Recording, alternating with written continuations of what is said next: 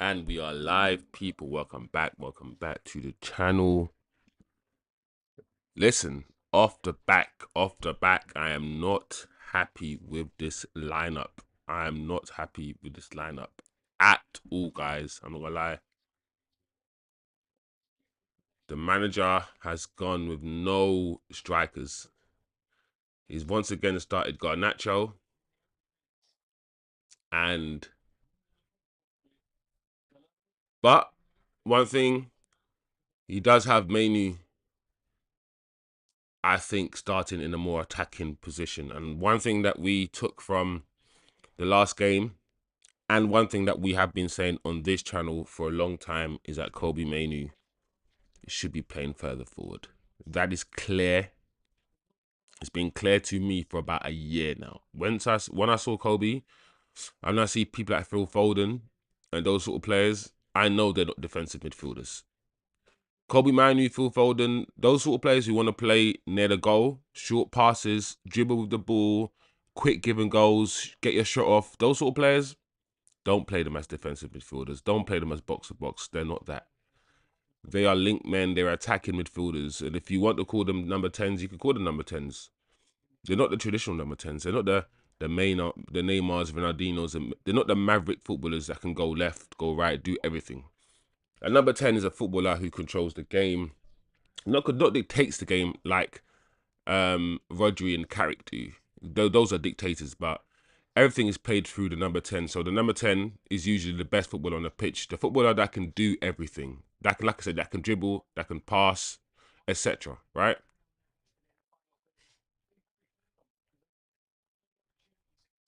So that is for me a number 10, right? And that's not Kobbie, but he's the closest to that profile. He's definitely closer to that profile than Bruno Fernandes is.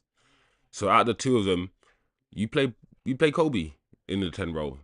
That's who you play, you know? And I've never understood why he took this manager. Because the previous manager played with 110, and that was Bruno. So only one player could play there. I understand.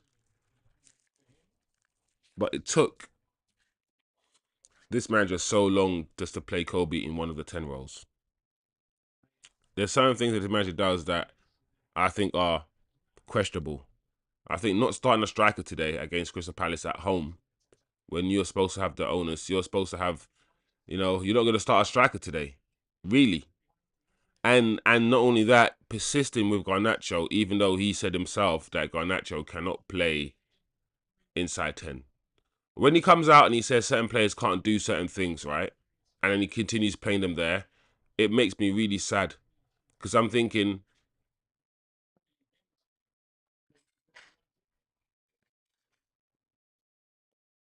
really, I'm thinking, why? Why are you lying? Why are you saying he can't play there, but then you're playing him?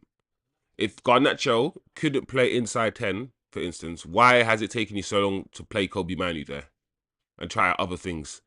It's the idea that you're seeing these guys training every day. Every day you're seeing these guys training. You can start to see their qualities. And you didn't notice that Kobbie MAINOO had qualities to play in the number 10 role. Above Bruno. That stuff scares me. Because the thing that scared me, right, in football is when you can both see something, you're both watching something, and you take not. I don't mind it if you take something different from what you're seeing. Like I took it that he's slow, and you took it that he's not that quick, and we're both kind of saying the similar things but in different ways. But if we're both watching the same thing, the same footballer, and you take it as this footballer's a defender, and I take it as this footballer's an attacker, if we both have opposite, we both seen the same thing, and we have opposite. Um, oh my God, Garnacho. We started well though. We started well. Garnacho probably should have got that on target. But if we what's I gonna say? Both see the same thing and then take opposite conclusions or arrive at opposite conclusions, then something fundamentally has gone wrong with your assessment of the situation, the way your brain works, the way your brain arrives at conclusions and processes information is fundamentally going to be different to mine if that's the case, So look at Aman's got two little twists. coming out of his headpiece.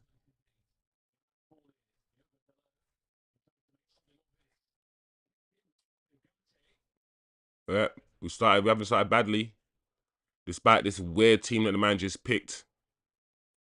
He's actually doing okay, because what's happened is that when Bruno now plays, I think Bruno usually or nowadays drops deeper, which he should do.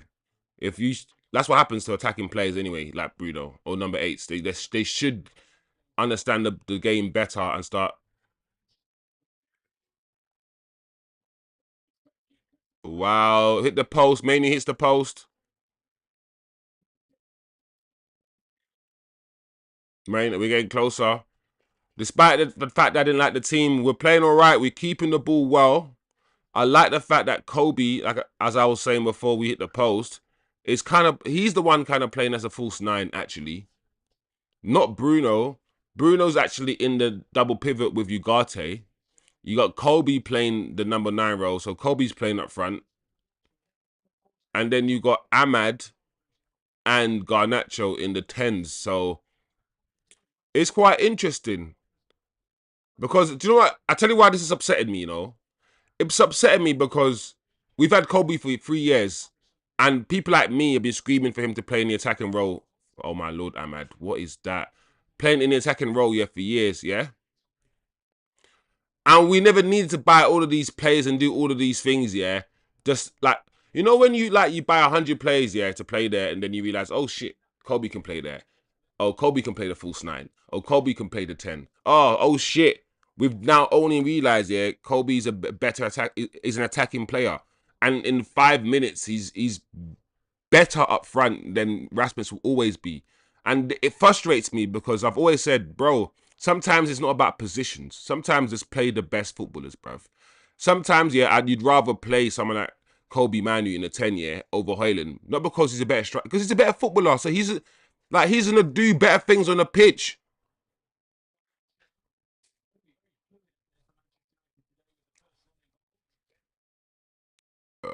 Oh, lucky guys. But don't worry, I like this switch of play. I like the way we're playing. The manager's had these guys for a few days, and this looks all right. It looks okay. We should be 1-0 up. We've had and the Garnacho pullback, which was well defended, and we've had a I believe was it Kobbie?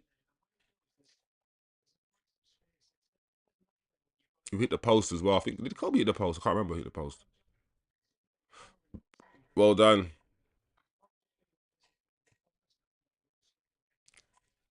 Lenny Euro, Maguire, and Martinez in defense.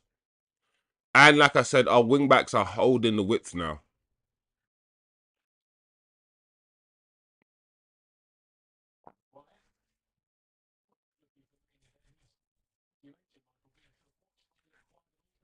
And Kobbie's is proper dropping in that 10 role.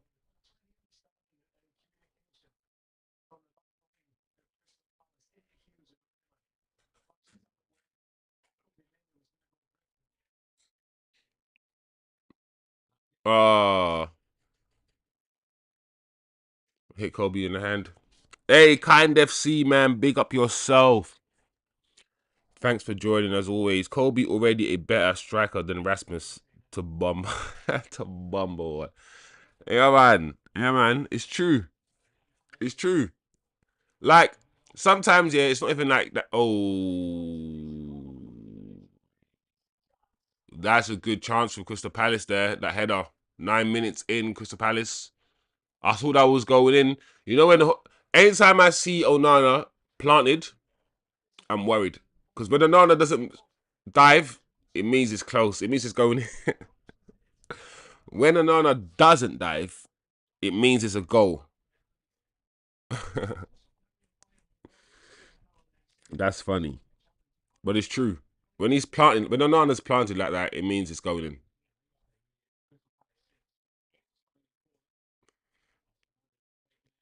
Because Kobbie, yeah, think about Kobbie playing in that position, yeah.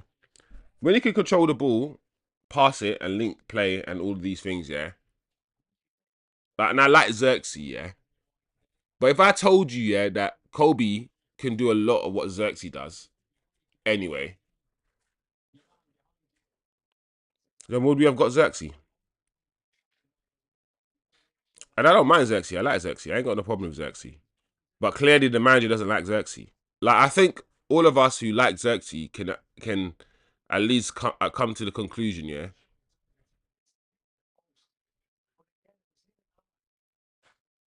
yeah, that the manager does not like Zirkzee. He'd rather play Kobbie Mainoo right now in a false nine position than play Zirkzee, who is supposed to be a false nine. Do you know how crazy that is? Zirkzee hasn't started a game yet in about 4 games, yeah? And we all say that he's better than Hojlund, but the manager starts Hojlund over and over again. And all we want is some Zirkzee starts. And in a game where most people think Xerxes going to start, yeah, it's because I listen to Rants and Bants and Saeed and all these guys, yeah. And they're always like, yeah, don't worry, Xerxes going to start, man. Don't worry, man, Xerxes. I'm like, listen, the manager the manager is not a fan of Xerxes. It's clear to me, yeah, that Xerxes is not the manager's type of striker, bruv. But then I say that, Xerxes is not the type of striker, but he's playing a false nine right now in Ahmad, in a Kobbie. So that's why I feel like Xerxes done. Because he'd rather play Kobbie as a false nine, and the whole Xerxes' whole thing, is I'm one of the best false nines around. Like, I'm one of the best strikers at dropping in and coming deep. But these guys would rather play Kobbie there. That is just like, I feel sorry for Xerxes. Because when I see Xerxes, I don't see this guy here do any worse here than Hojlund does.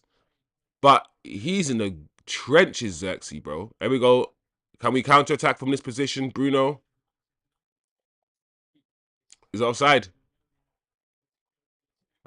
Garnacho holding the width.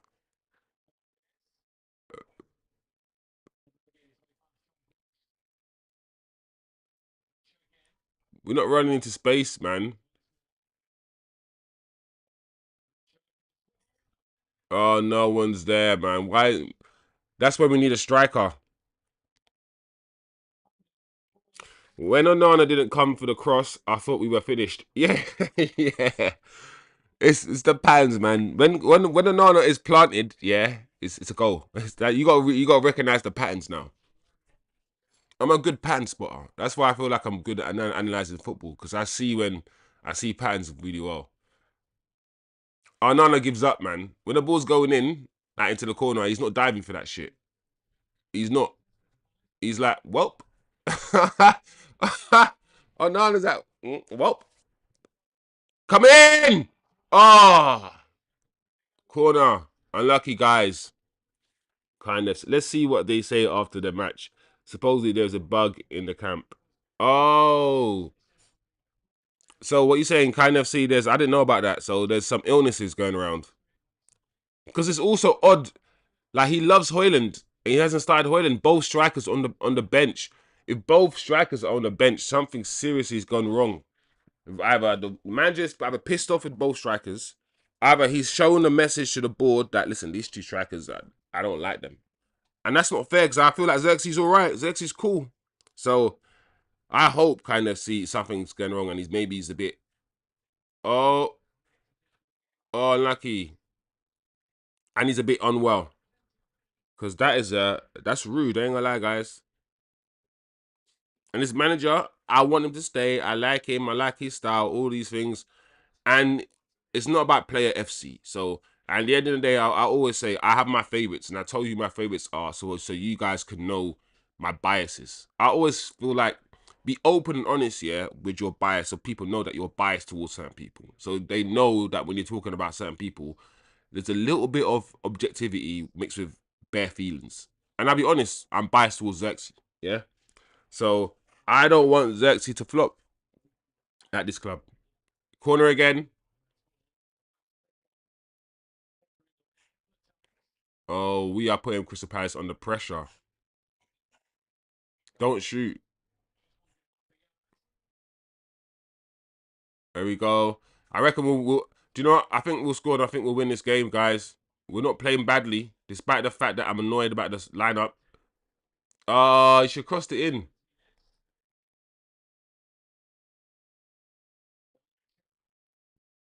And Garnacho's a threat as well on the left-hand side. Like, it's one of them ones where I think the manager has realised that, do you know what? Garnacho, you right? during the course of this match here will not play in his position. Garnacho is supposed to be right now an inside 10. I guarantee you, yeah, for 90 minutes, we will not see this man touch that inside channel or play between the lines. We won't see it. And I think the manager's giving up. Because this manager comes out and says he's trying, he's learning, he's doing this.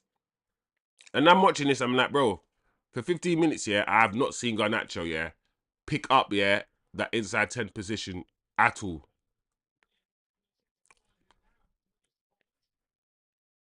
I haven't seen him do it once. And he probably won't. And Dalot, he's playing on that side. Oh, Palace on the break.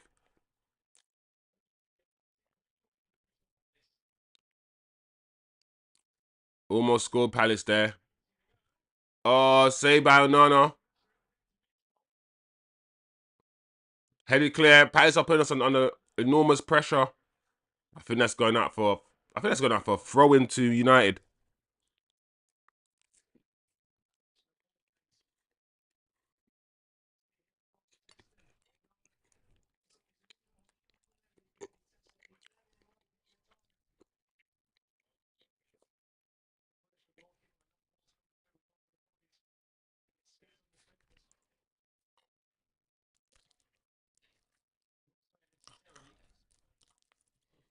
Let's see, yeah, what these fullbacks are doing today.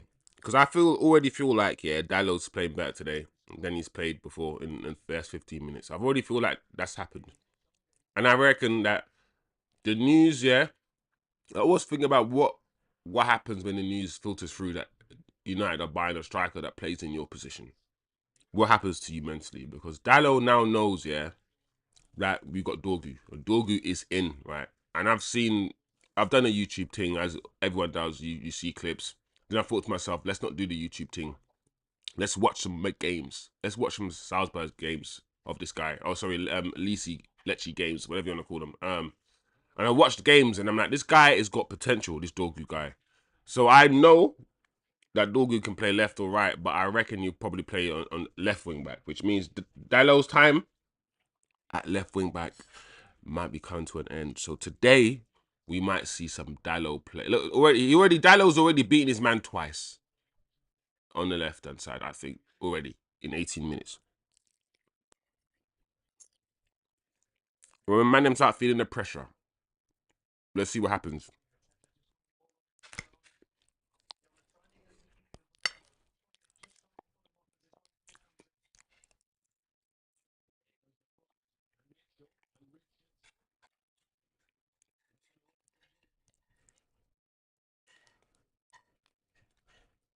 We're just doing head tennis right now. Everyone just heading the ball up in the air. What the hell, man? Get the ball under control. What the hell?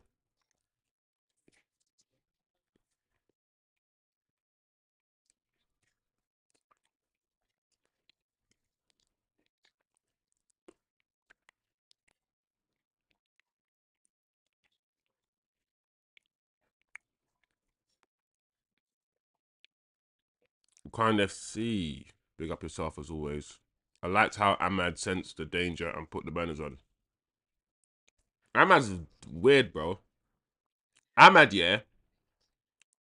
Like I said, yeah, the way if you watch Ahmad and the way he closes people down, it's deceptive. I try to clock how he does it. He runs normally, yeah, but there's a moment where he speeds up. Especially when you watch how he closes people down, yeah. I'm like, how's this guy's always managing to like close people? Like, you know, when someone's running towards you, a part of you have to anticipate when they're gonna get to you, right? And if they accelerate out of the blue, you got to readjust, yeah, the time you think they're gonna get to you. So if Ahmad be running, he looks like he's sprinting, yeah, and you think you've got a second, and then the last moment, yeah, he will accelerate, and you'll be like, oh snap, I don't have a second, I've got like only 0.8. So and then he wins the ball. That's what he does. There's a little bit of time where a period where he just accelerates very quickly. I've seen him do it, man. I see how he does it. And also, Ahmad, when he closes people down, right, it's never just a straight run towards them. Oh my lord. Oh my gosh. Oh, Crystal Palace almost scored. I said, "Oh my god," because I saw them move unfolding, man. That was too easy. That was too easy for Palace.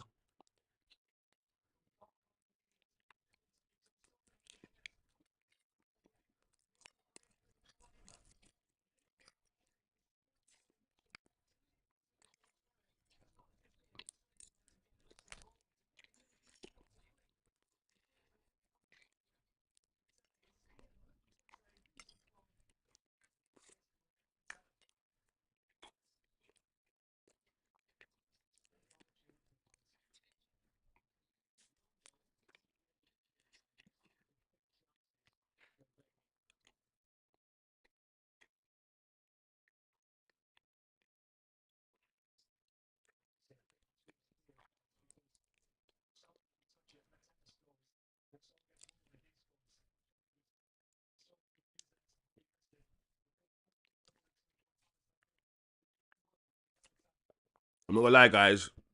We started the game alright in the first 10 minutes. Yeah, the first 10 minutes. Yeah, we started the game alright. Yeah, but Palace have now come back into the game. The game is now a proper football match now, where Palace look threatening. We had a period of time where we really should have scored.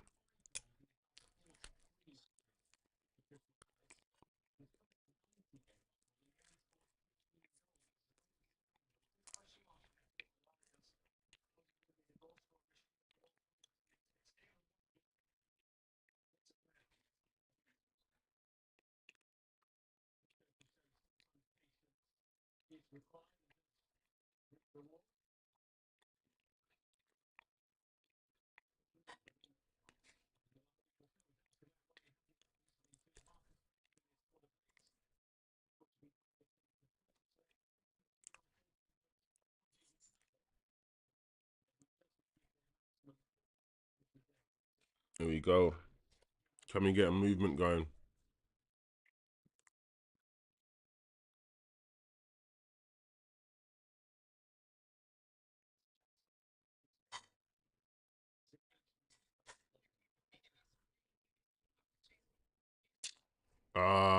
This is where we need to be quicker on the ball.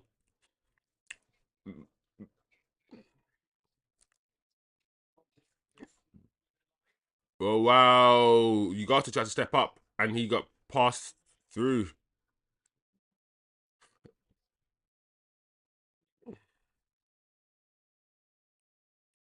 No man, that's ugarte. You should give it to ugarte.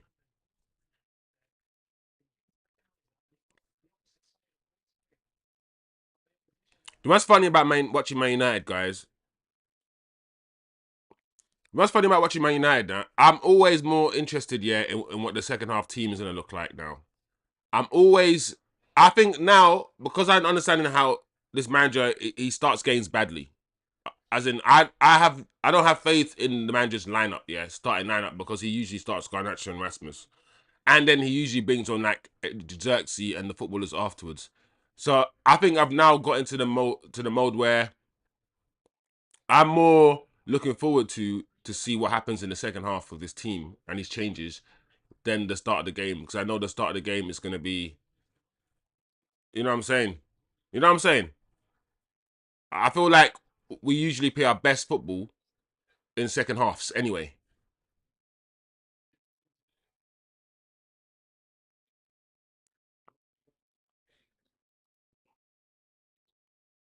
Give it to Kobbie, give it to Kobbie.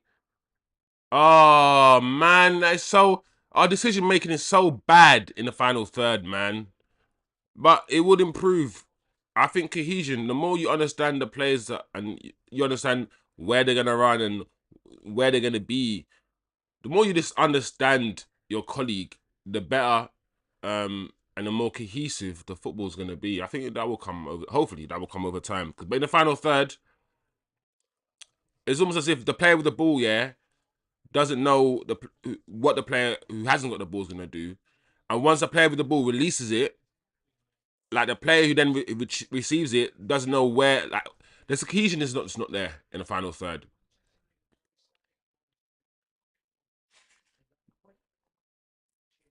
Mm. Anyway, kind FC, we are not keeping the ball that well anymore. Everything seems rushed and uncontrolled. Yeah, yeah.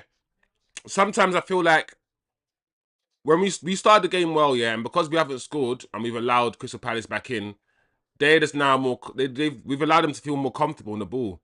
And on top of that, if you're watching, guys, we're not really pressing them.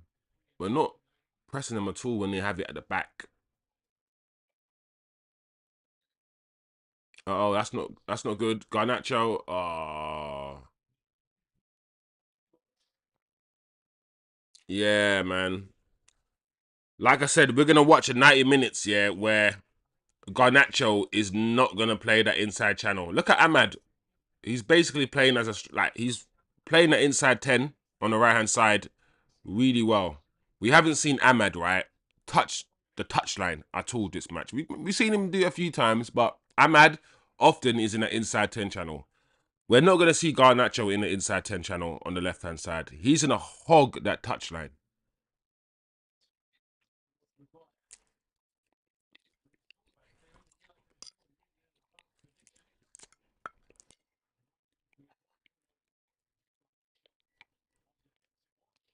Hey, big up yourself, Guna on the sofa, man. Big up yourself for joining the stream, man.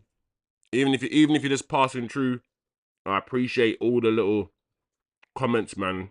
You know what I mean? Small channel, man. Ain't got a lot of people watching me, so I appreciate everything. Trust me. Trust me. Excuse me, man. I'm hungry. I got to eat my food, man. I'm hungry. Guanganacho.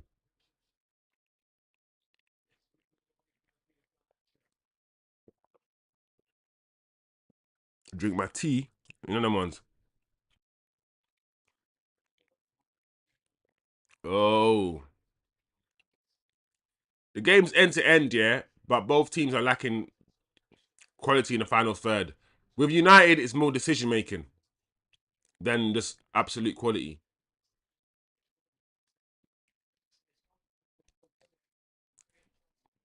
Yeah, man. We're just at the moment we're just passing. From the first, let's say, 8 minutes where we create, first 10 minutes, let's say, right, where we created a few chances, we started really well. Oh my gosh, ugarte. I've said this many times about ugarte and about United fans. I say ugarte is good at what he's good at. Let's not do the Kante thing, where Kante has got elephant lungs. He can run around forever, and he's good at tackling. But when you guys started saying things like Kante is the best midfielder in the world just because he can tackle, like, you know when someone's really good at what they're good at, like really good at like the simple tackling, the win the ball, whatever. Let's not call these guys the best mid players in it, because if you can't pass, if you can't shoot, if you can't actually attack, yeah, let's not let's understand there's more to football in it. Like, I'd rather like you call those footballers effective. Say these footballers are effective, like the Kantes and the Ugartes and the Makalelis. Don't start intro- introducing those sort of footballers into World Player of the Year considerations. Like, let's not overdo. Like, what they do is important, yeah, but it's almost anti-football. What they do is anti-football, breaking up play, win the ball back. That's not. You can't say you're the best footballer in the world if that's your forte, bro. Like, it doesn't make sense. The way that some people see football is just different to me, I guess. So back to the Ugarte thing. Ugarte, hmm? Yeah, yeah. Ugarte is good at what he's good at, but when we need progressive ball play, Ugarte is not the guy. I've seen his limitations, and just no. That's all you gotta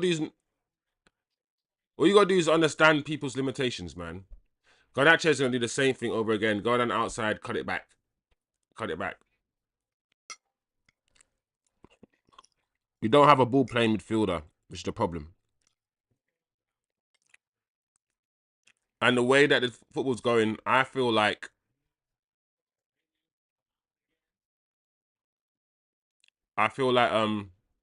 there's no there's not a lot of ball playing midfielders. I feel like a lot of midfielders now are just workhorses. A lot of midfielders now are just runners, and they just cover the ground.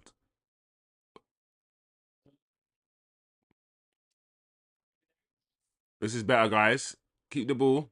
Keep Crystal Palace camped in. But everything's coming on the left-hand side. We need to use the right-hand side.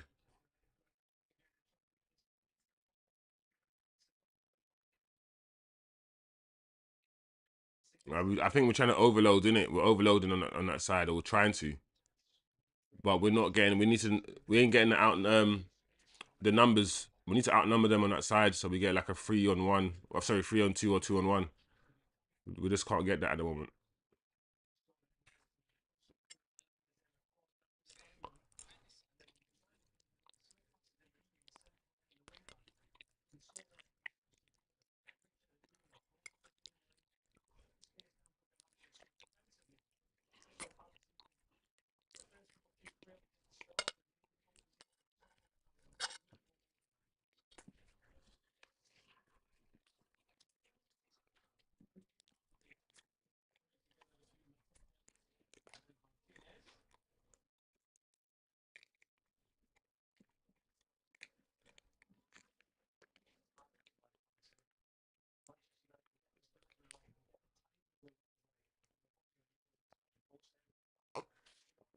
Let's see what we can do with this free kick.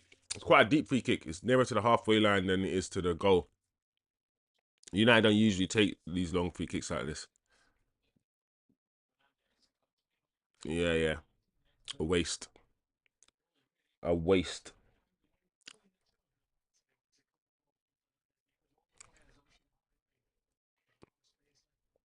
Trust the commentator to be talking about how it's a clever ball. That ball, yeah, in from Bruno, yeah, was the worst ball in, yeah, that I've seen from that position.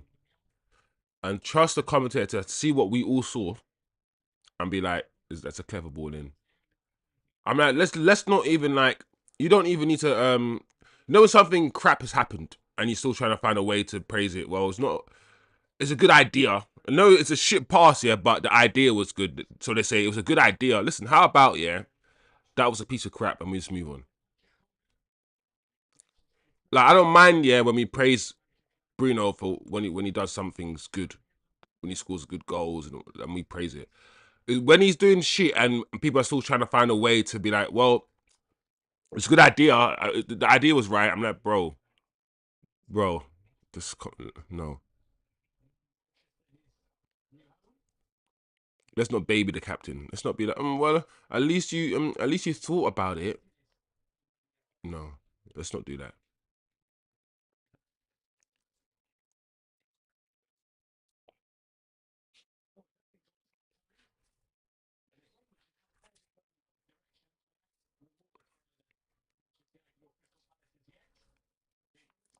Big up yourself, chat. Kind FC, Gooner on the side, on the sofa. I'm a red devil on the sofa. You're a Gooner on the sofa. Dibba dibba dibba over. Sounds like a start of a flipping rapping it. You're a Gooner on the sofa. A red devil on the sofa. Put it on the sofa. Oh my lord. Kobbie, you're lucky. I feel like Crystal Palace right now, they're good. They're good. I'm not gonna lie. This is the kind of game where this false nine experiment, yeah, was cool for 10 minutes.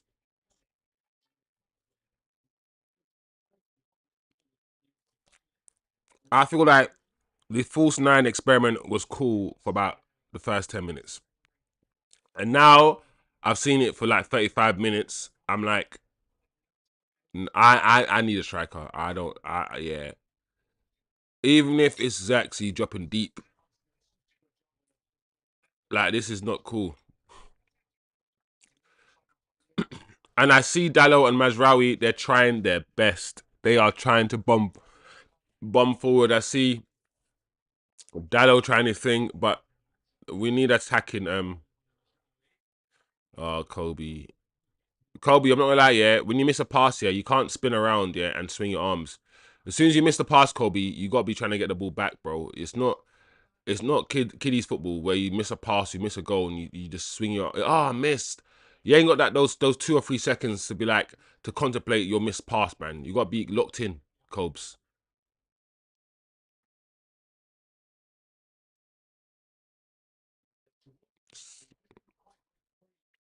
This is bad now.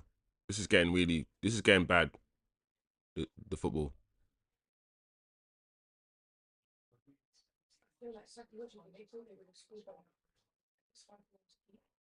What do you say?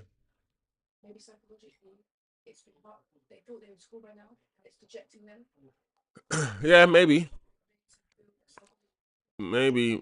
after like missing 1 or 2 chances, but that shouldn't be the case, man. These footballers. Mm.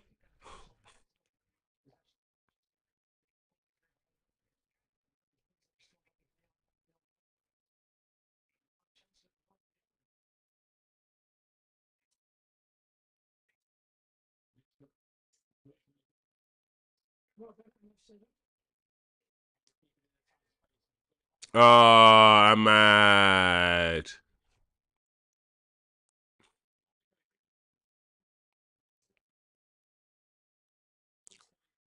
All right, we'll play on. I like the idea of that pass from Martinez to Kobbie.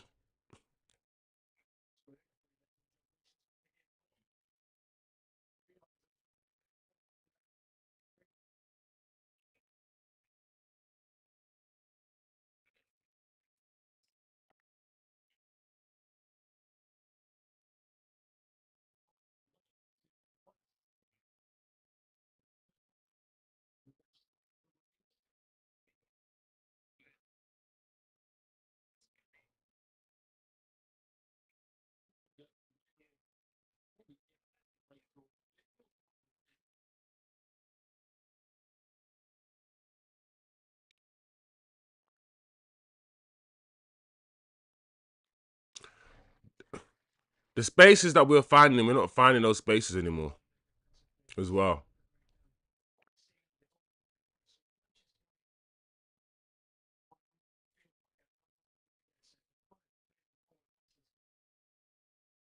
Uh-oh. Oh, what a save. That must be a save. Was that a save from Onana?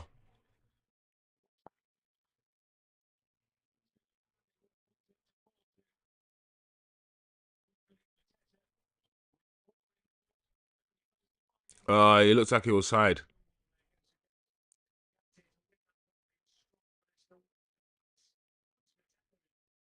Wow, it's a save.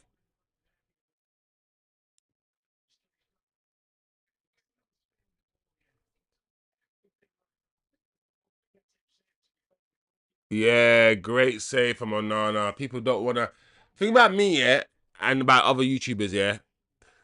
Like, like I'm not. I've said, listen. Think about me, yeah. I would only say what I see. When Onana's played badly, I've been like, Onana, that's crap. The parry that he made, yeah, against Newcastle or Bournemouth, it was diabolical. And conceding from the corner, diabolical. So I called it out. But I've also called it out when he's played well, when he's made great saves, incredible saves. I've called it out too. And I'm like, when I weigh up the 1 or 2 mistakes he's made, yeah, and I weighed up like his penalty saves and his say this is general play. I'm like, do you know what? All in all, yeah, Onana is not a problem. Can we get a better goalkeeper than Onana out there? Yeah, possibly, possibly. And maybe once we get the team sorted, and Onana is still making dumb mistakes and whatnot, we'll get rid of him. But for me, Onana is not the main problem right now. Like, we can win. Listen, if I'm not saying he's better than David Raya, and a lot of people could actually say he's better. But if Arsenal can finish second, 1 point behind City with David Raya in goal, yeah, and do what they're doing with their first goalkeeper, was it Ramsey and whatnot. MAINOO can win the league with Onana in goal. We can. If we have a better defense in front of him, and if we're scoring goals and playing well, Onana's. I refuse to believe because Onana wasn't a problem at Inter Milan or Ajax. He wasn't doing a lot of these mistakes. So yes, my conclusion is if we can get absolutely a 100% a better goalkeeper than Onana, then yeah, cool, fine. But I'm not gonna flip in, get rid of him just for the sake of get rid of him. Like, if that makes sense. And bring in another goalkeeper that we think is better, but it turns out he's even worse. Like, I'm not gonna do that. And I'm not gonna do the revisionism and start saying, "Oh, why did we get rid of De Gea?" Listen, we had to get rid of De Gea, man. People forget, yeah, the mistakes De Gea was making. De Gea, yeah, in his last 2 seasons, yeah, was making more mistakes than Onana was making right now. He was. And people forget that when De Gea started, his first 2 years, De Gea was making hella mistakes. When De Gea first came, he was skinny. He couldn't come for set pieces or corners or nothing, and he was conceding goals and making loads of mistakes and causing us to lose. His first 2 seasons, he wasn't that good. And his last 2 seasons, he hasn't been that good. So what we're not going to do is try to look back and say that De Gea was perfect. Listen, for the majority of De Gea's time here, he was great. Let's keep that 100. But his first 2 years and his last 2 years, he wasn't good. Look at Dalot. Dalot's on the ball. Oh, Dalot, who was that to, Dalot? This is what I'm saying about our wingbacks. Dalot, I like Dalot, man. I like you as a footballer, but, but, but, you're not a left wingback, Dalot, man. What did Dalot even see there? I don't understand what Dalot saw. What did he see?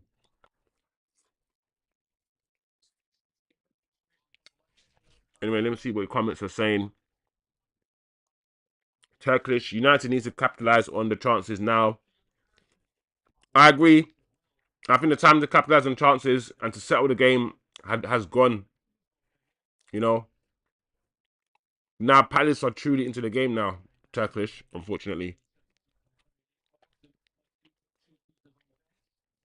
playing against a Romanian team and playing against Palace is exposing where you got to improve.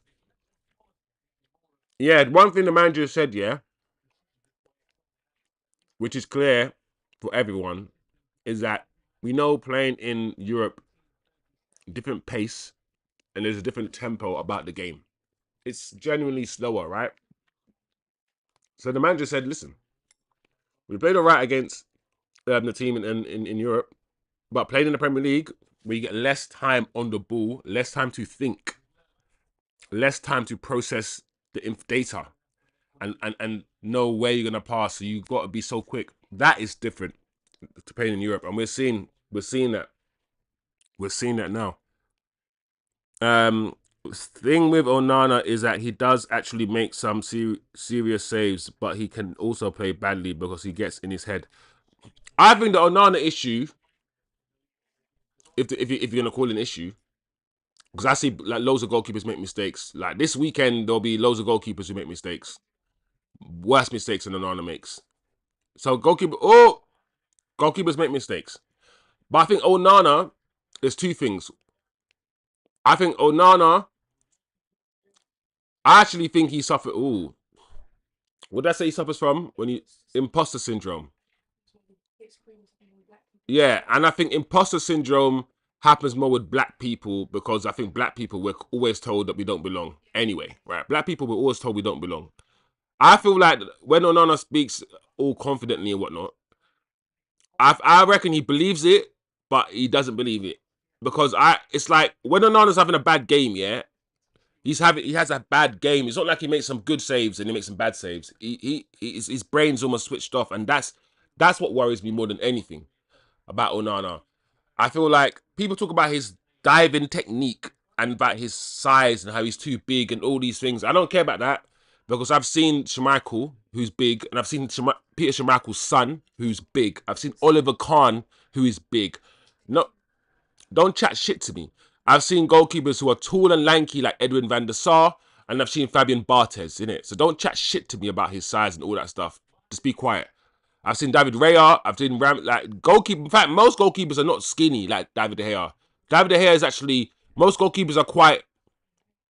They've got size about them, but they're just agile, right? And his diving technique. I've seen goalkeepers that are good, yeah, with Oh my lord, Martinez, keep it down. With I think you've got. I think that his technique and his ability to get down really low. You can argue that's a problem, but that's been a problem for De Gea. People forget, yeah, David De Gea, because of his height, yeah, he was 6'5". He never got down really low. Like to beat David De Gea, you had to get it in a sweet spot where he couldn't dive, but he couldn't use his feet. So that sort of sweet spot between his diving sort of length and his feet, yeah, is where you score past. I've seen bare goals score past De Gea that way. De Gea is not very quick to get down, yeah, and because De Gea is not very quick to get down, watch David De Gea. David De Gea makes a lot of saves with his feet. What we've seen for 10 years. Best, it's half time by the way, guys. Seat with his feet, with his feet, with his feet. Every goalkeeper's different. Like it's all right. Um, but I'm going off of there. I disagree about the false nine thing, only in the sense that I've seen many games where our patterns of play or lack thereof pretty much excludes our nines. I think I hear what you're saying. I can't even remember what I was saying about the false nine. I can't even remember what I was saying about the false nine.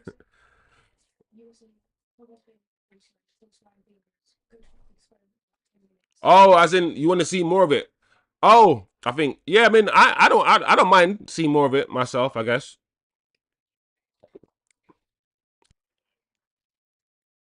I think I think most strikers now. The problem is terminology, man. When it comes to football, it's always moving. Like, what's a false nine? Because I'm gonna say Isak. A lot of the strikers now in the Premier League are technically false nines, but they're not false nines. They're just strikers that just drop deep to collect the ball every now and again. They're not really false nine. I think terms can be used so interchangeably because even strikers like Isak and whatnot, they're wide forwards that are now being converted into strikers. Like Martial, wide forward being converted into strikers. So football's so fluid, that when we use terminologies and like false nines and number tens, it's like and systems change all the time. It's almost as if we have to keep updating how we perceive these positions. And yeah, yeah, yeah. Mm. But yeah, I mean, so far, guys, this first half, like I said, we started well. We started quickly. Nice short passes around the box, but we just need to get the ball around the box more. And I feel like Ugarte, we're seeing limitations of Ugarte's game today. He needs to be passable more forward. The wing backs, they started the game well, but they faded. I feel like Garnacho, he's threatening down the left hand side, yes, but how are you going to assess Garnacho's game in the sense that he's threatening down the left hand side, but he shouldn't be there? As in, he's an inside left, and that left hand side should be marshalled by Dorgu, by the wing back, by Quenda, by whoever that's going to be. You know, while the 10 should be inside trying to wreak havoc, trying to score.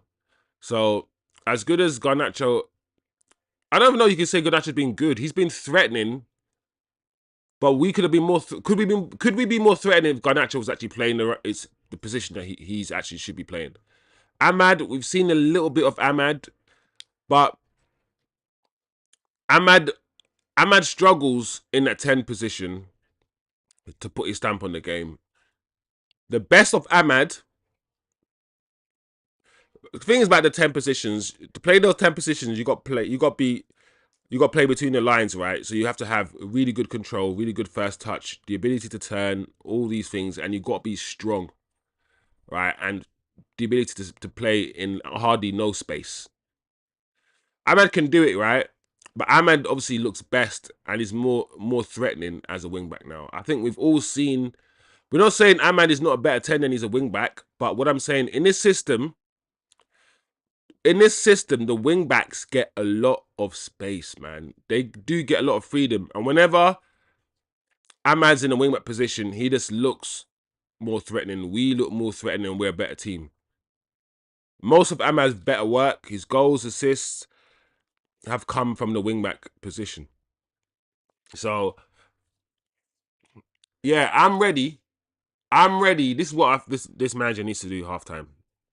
He needs to play Ahmad as the wing back, put Ahmad back as a wing back, put on a striker, put on Zirkzee up front, and then put Kobbie as a 10. So play Kobbie, leave Kobbie up there, but put him as the right 10. Put on Zirkzee, and then put Ahmad as a wing back. And I reckon we'll play better football. That's what I think anyway. I don't. Let me know what you guys think. Guna on the sofa, big up yourself, fam. What era did you start supporting United, and who was your favourite United player growing up? Off, you're bringing that. That's going back. When did I start supporting Man United? We're talking about 90s. So we're talking about 90s, 95, 96. When I was like 7, 8. When I was like 5 or 6, I went watching football. I only started watching football when I was like 9. And then as soon as I started watching it, I fell in love with it, man. Like, it's one of them ones where I didn't choose Man United. The streets chose me. United chose me. Like, I think most people around that era probably grew up watching Man United, because when you put your TV on, United was the only United was the team that you saw. United was the team you saw in the Champions League. They were wearing red. They were all over the news. So I'm like, who's this Man United thing? What is this going on? And you start watching it, and then I don't know. Next minute, you start falling in love. You see these Andy. I'm a black guy, so when I was watching United and I seen Andy Cole, Dwight York play for Man United, I was like, raw. That's crazy. I know, like, Arsenal like to claim that they're the club for the streets, and maybe they still are. They are, but let's not pretend, yeah, that two Caribbean men. One, I think, a Jamaican. Andy Cole is a Jamaican, and Dwight York's from Trinidad, I believe. Yeah, two Caribbean men led the line for Manchester United for 10 years. Like, so that kind of stuff. Yeah, let's not act like that didn't happen. It did happen. Champions League winning team. Yeah, man, it was very easy to emotionally attach yourself to Man United. That's what I did. Like, and that's why I am today. Where I watch football, I love football, and sometimes I wish I wasn't so emotionally attached to this club. Like, sometimes you wish the football club, yeah, didn't have so much power over your emotions. Like, and then you start to understand the psychology of sports and sports teams and what they do, and the media and the PR and how they insert themselves, and how it kind of becomes a religion almost. So I like to think about and study the psychology of why we as fans of sports care so much. Like, we don't watch football like we do other sports. We don't. Like, we fight over this stuff. We go to stadiums and we chant, and we fall out with our mates over this. Like, this stuff is toxic as hell. Football's crazy, man. Like, it's like football, yeah, is like the olden day Coliseum battles, where it's like this and to the death, and home and away fans all come together, and where you can just forget your problems, forget your rent payments, and just go and chant the most worst abuse, and just forget, and all your bias and your hate can all come out on the football pitch, because you're surrounded by loads of people all chanting the same thing. Football's a different beast, bro. Football is a different beast. Like, and that's what I like about it. I like the psychology aspects of football as much as I like to look at it and understand what is happening. Because, like I said, you can watch a football match, yeah, and everybody's taking something different, yeah, from the game. Like, I'm seeing the same match, yeah, and some people will be like, no, this guy's playing well. And I'm like, how the hell? And that's what I like. Because I'll be like, so tell me why he's playing well. And I'll tell you why I don't think he's playing well. Then we can have that sort of conversation going back and forth. So it is what it is, yeah. That's me, man. Like, Dwight York, Andy Cole, man. They were my guys. Beckham, I love Beckham. Giggs, I don't know, man. I didn't really. Back in the day, yeah, when we were young, yeah, I don't remember Player FC too much, Obviously, I have ballers that I like now. But back then, you just loved the team because the team worked cohesively. You couldn't have Beckham without Giggs. You couldn't have Scholes without Keane, because you knew Keane needed Scholes. So I didn't really. It's only when, like, we started getting guys like Rooney, yeah, and Ronaldo. That's when I was like, yeah. Rooney's my guy. I love Wayne Rooney. Like, yes, I love Ronaldo, but I loved Wayne Rooney, man. I loved his effort, his his fight, the fact that this guy could do anything on a football pitch, and the fact that he was fearless. He was 16, playing against grown men. Like, people calling him Shrek, saying how ugly he was, and he didn't care. It didn't bother him. He just kept playing football with his Shrek face. Like, I like that. He embraced the Shrekness. I like Wayne Rooney, man. I don't know, man. There's too many players. I love CR7. I love. Think about Ronaldo, right? I love Ronaldo is one of the best footballers, if not the best footballer that's played for this club. But I think looking back at his career now,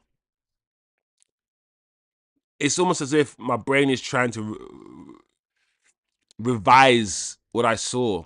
And it's not fair because what we saw at United, the Ronaldo we saw at United was the Ballon d'Or winning Ronaldo. It was crazy. But then when he stopped trying to play, okay, hear me out. When he went to Ronaldo, when he went to Madrid, his first 3 seasons, yeah, he was still stepovers, that winger that goes left, goes right. He could do anything on the pitch. But when he stopped, when he lost his pace and he became that striker, yeah, the goal machine, the guy that didn't want to run, didn't want to do anything but score goals, he became less good of a player for me. Just because you score more goals doesn't mean you improve as a footballer.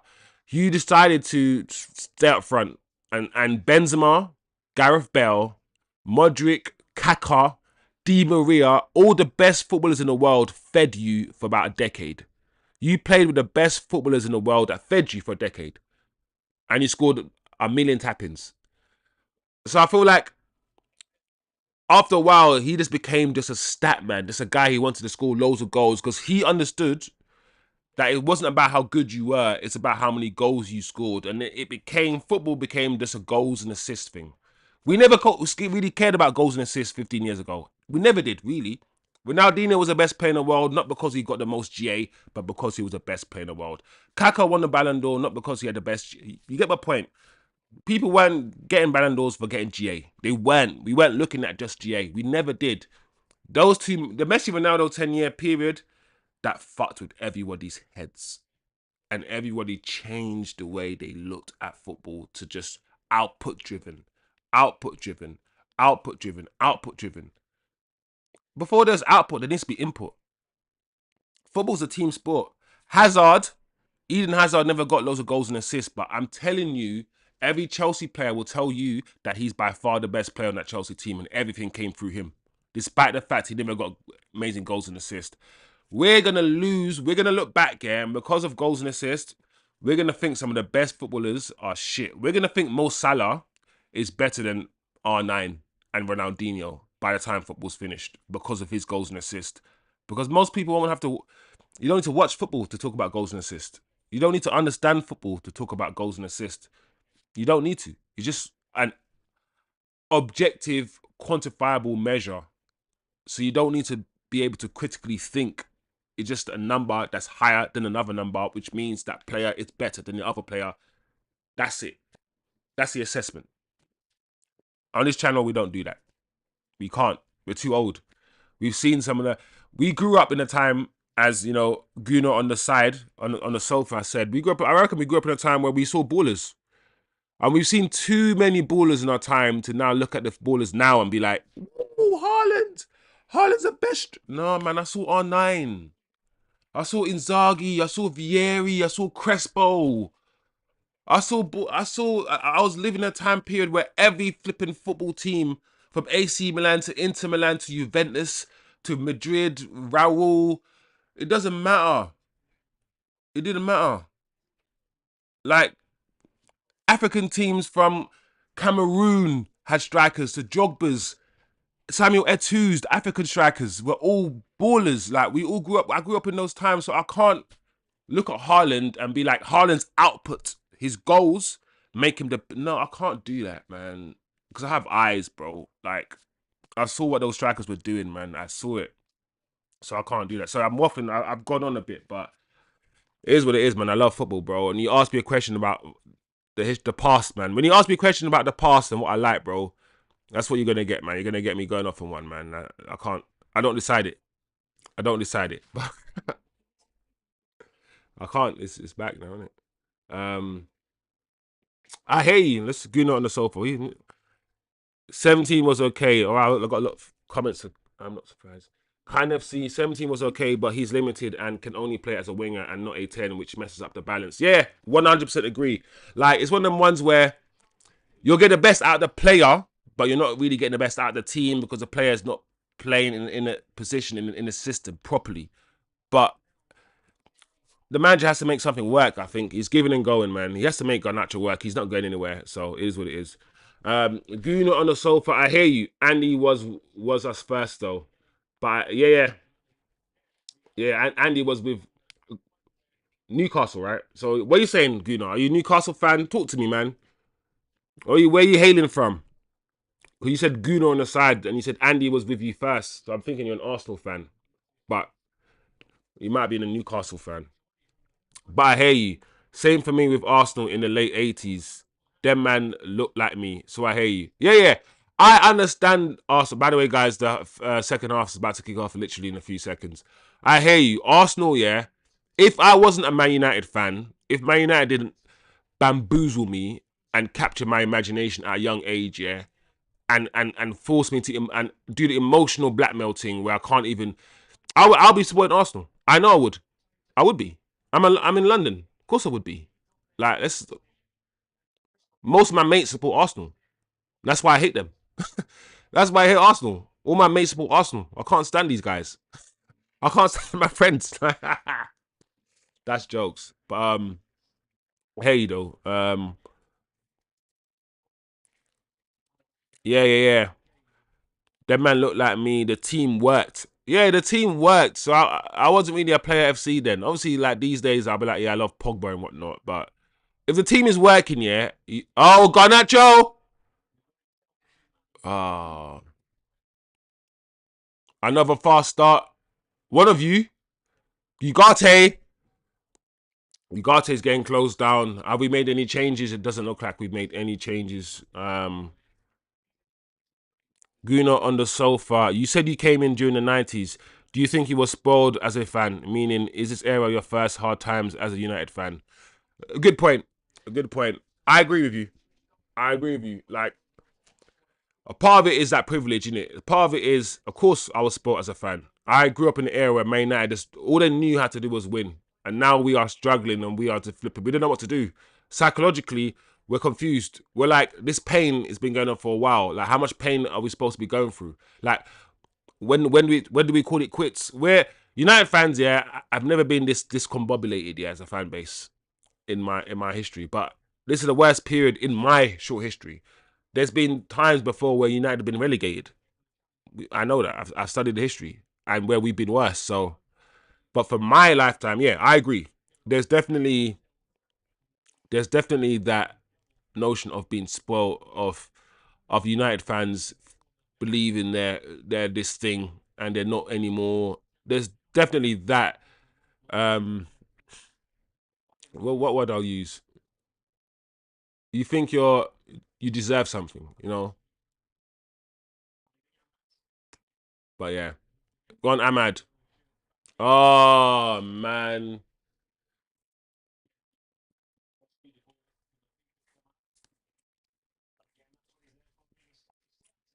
Um, Guna on the sofa. I agree with you about stats. Yeah, man. I mean, when Optastat was it Sky Sports with the Optastats that came in like the late 90s, early 2000 with the whole goals and assists and um passing and how many passes and I'm like, hold on a second. And then assist because back in the day, yeah, assist was just Beckham crossed the ball, yeah, on a plate to you. Any cross on a plate where all you have to do, yeah, is do a little 5 yard touch, yeah, into the goal. That's an assist. So Beckham's crosses to Van Nistelrooy's head were assist. When I see a man pass the ball to the next man, and the other guy who receives the ball has to dribble past the next man, do this, do that, score, and the other guy still gets an assist. No, leave me out of it. Leave me out of that crap, bro. Like this game is actually quite not good anymore. That's why I'm not even talking about the game. So stats. I feel like there's a lot of people that are not football fans, right? They're the supporters of their football club. So when they're watching football, they're just waiting for the goals to go in. They're not right now. We're looking at the shape. We're looking at the positions. We're looking at who's moving off the ball, who's moving on the ball. We're look. Our eyes, yeah, are doing a lot of work. My eyes are doing a lot of work in order to identify and analyze what the hell is going on. A lot of people are not doing all of that stuff. So like stats are supposed to be used, yeah, to support what you see with your eyes. And I think that now people don't understand football. They haven't played football. They're from the FIFA generation. Insert reason, whatever reason you have, right? They now use the stats, yeah, to explain the match rather than explain the match and then use the stats to support your explanation of the match. No, go straight to the stats. The stats explain everything. No, the stats only tell you what they tell you. Goal stat tells you there was a goal, and assist stats tells you there was an assist. The stats won't tell you who played the best. The stats won't tell you much apart from what the stats are supposed to tell you. I can create a stat that says most influential player and design a metric to say that this player was most influential because of X, Y, and Z. Stats are created randomly all the time for whatever reason, for a narrative to be explained. Oh my gosh. Nice or no. Come on, guys, man. Let's fix up, man, because it's been 5 minutes here and we haven't done anything in this first half.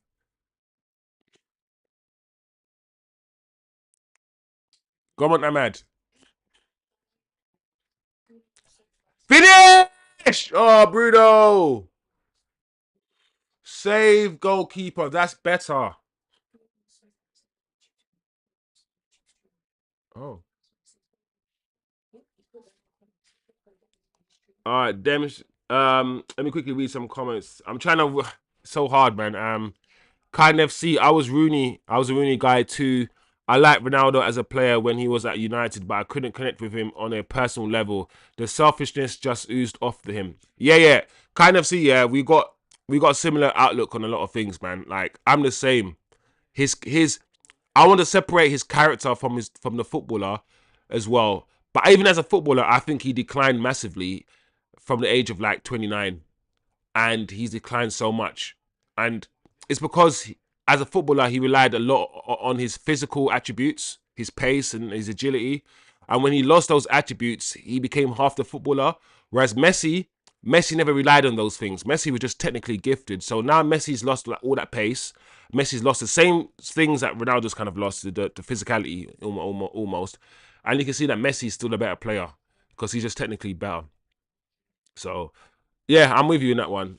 Turkish, kind of see. Tevez and Rooney just showed more selflessness for the team. 100%, bro. Like, I'm not gonna lie, yeah, I can talk about Tevez and Rooney all day. Like, I love the way those two play together, man. Like, they are proper Man United. The selfishness of those two ballers, yeah, just like I said, the Benzema selflessness and the Di Maria and all these Kakas and all those guys that sacrifice their own game, yeah, so Ronaldo can score 50 goals a season. Like I like those sort of ballers, man. When you see the outliers, the rare players that exist on the extreme end of the spectrum of good ballers, when you need to use them as a yardstick to apply to the whole league, it's ruining. It is ruining ball. Yeah. I agree. Tacklish. Guna on the sofa. Fire. Yeah, them strikers you name. Yeah. Bad man them. Yeah. That's That's me, man. I grew up in them eras when I saw like quality strikers. That's when I see strikers now who can't control the ball, and I see like the talent pool of strikers now. I'm like, football, man. Football has decreased a lot. It's either we don't value strikers no more, or because everyone on the team has to run and has to be an athlete, has to cover the ground. We no longer have strikers who just stay up front. You know that number 9 who just stays up front and the scores goals? The Haaland striker. He's at the last breed of those strikers because we need everyone to press. We need everyone to run. So we need our strikers to do more than the score goals now. Hence why we're doing false nines and Havertz up front and all these things because everyone needs to be a pressing demon and everyone needs to be this. So the profiles of strikers have changed. So we don't get the quality strikers anymore who just focus on just attacking and scoring goals. Imagine R9 and all these guys tracking back and running around like a flipping blue-eye fish. Football has become some sort of athletic sport. And it is a sport. And it is a sport for athletes. But I feel like there's techie football and there's athletic football that involves just bare running. And I feel like in the spectrum of techie football to athletic football, the Premier League is more athletic and less techie. And then the Liga is more techie and less athletic. And I feel like bang! Oh, oh ugarte, unlucky. Well done, Maguire. How many times have we tried that? Let's get it to Maguire on the far post and have Maguire head it back up. Like, we've tried that so many times. We need to change something right now. Manager, identify that this is not working. Please. Anyway, quickly. Guna on the sofa. Andy was with us first. He was with Arsenal as a youth player. Oh, yes, Guna. You're right. I forgot. Do you know what? It makes sense. It makes sense. Andy Cole, Jamaican, Black, London. What's he doing up there in Newcastle? What's he doing up? What's he doing up north? Because when I heard that he's played for Newcastle, I was like, it's Andy Cole's not born in it. Oh, the Windrush generation went up north as well. There you go. It's not surprising that he was up there because apparently the Windrush generation didn't just settle in London. They settled everywhere. But yeah, I totally forgot Andy Cole was an Arsenal youth player. See, this is why conversations are needed. I can learn too, you know. Um, no, yo, Guna, I can't stand these guys. These like, yo, big up yourself, bro. I hit you up on Instagram. I'm gonna go eat and get ready for my watch along versus City. Big up. Oh, let me subscribe to your channel now. Have you subscribed? All right, let me see. Yeah, good. I've subscribed, bro. Let me subscribe to you quickly. Yeah. I'll be logging in. If you're still around, I'll be logging into your watch along as well for the City game as well to big up, show you some love, man. But big up yourself, man. Thanks for passing through. Good conversation, man. Yeah, man. Let's do it again. 100%, man. This is what I like, man. This kind of interactions. So we can just talk some bull, man.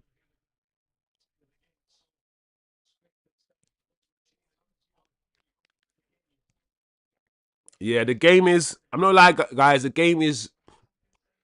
It's starting to get away from us, and the manager is not. He hasn't made any changes, but it's still 0-0. But Ahmad, oh, that first touch, Ahmad. Yo, bless up, Guna. Yeah, man, bless up, man. Who you got for the Arsenal City game? Anyway, I'm not gonna lie. Arsenal should win that game. That game, I'm seeing defense against attack. I'm seeing the Man City that might have a better attack than Arsenal's. But right now, Man City's defense, ooh, I feel like Arsenal would have scored every time they attack. But Arsenal, hey, yeah, man, that game's gonna be interesting. I don't know who's gonna win that game. As an Arsenal hater, an official Arsenal hater, I want Man City to win.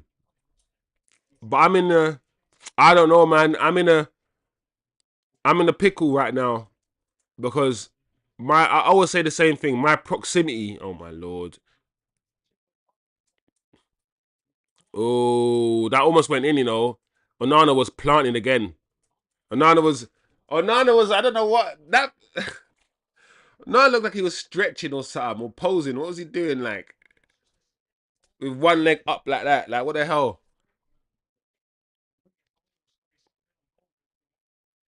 My predicament is this. On an objective level, on an objective level, Liverpool are the ops. I should not want Liverpool yet to equal Manchester United's Premier League winning championship tally of 20. And if Liverpool win the league, right, they have 20. I should, as a Man United fan, traditional Man United fan, hold Liverpool as the number one ops and hate them, right? And that is true. However, I don't live up there. And because I live in close proximity, man, to Arsenal fans, yeah. who don't shut the hell up, yeah, who are annoying. My personal number one ops are Arsenal Football Club. So I'm like, as long as Arsenal don't win the league, yeah, I'm content. The problem with that is that Liverpool could win the league. And I'm battling with the whole, oh my lord. Play the ball, man! What's wrong with these guys?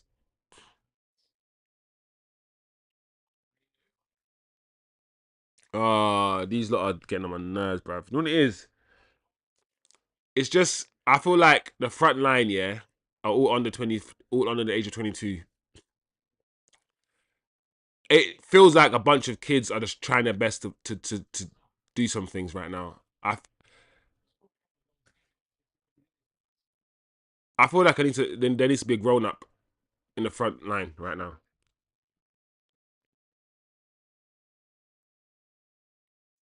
Well done, Martinez.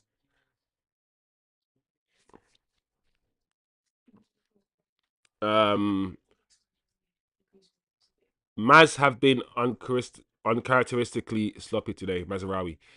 Yeah, yeah. Do you know what it is, kind of see? Mazraoui has been sloppy in a few games. And I feel like the more that's been asked of the wing backs, the more and more the manager's like, okay, cool. You guys weren't doing this before, and I've let you get away with not doing this before. But now I need you, man, to charge up the pitch. Now I need you. I feel like the more that's demanded of them, the more we realize that they're not it. And it's not their fault. Because I have to keep reminding myself that Dalot's a left.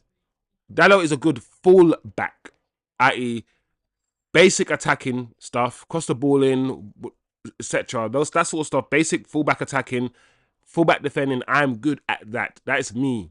You now essentially want me to be a winger, to have agility, to have flair. That's not. I can't become that thing. That doesn't make sense. So I get it. I get it. But other than that, they've also been sloppy in terms of their passing as well. So Mazraoui, I like Mazraoui. I think Mazraoui's position is a right centre back. I think the right centre back should be Mazraoui slash Lenny Euro. Those two. Centre back Maguire slash Dalot. Left centre back Martinez slash Dalot. Or Martinez slash Shaw, no, or Martinez slash maybe the guy from Everton or the Arsenal kid that we just bought. You know, two players in each position. Left full back, left wing back, Dorgu and Dalot. Right wing back, AWB. I mean, not AWB. I mean, Ahmad and I guess Mazraoui. So once we get our attacking fullbacks, yeah. Once we get our attacking fullbacks, I think this team will look different. Oh my gosh, Dalot. Oh, I'm not gonna lie, guys. This feels like a painful 0-0.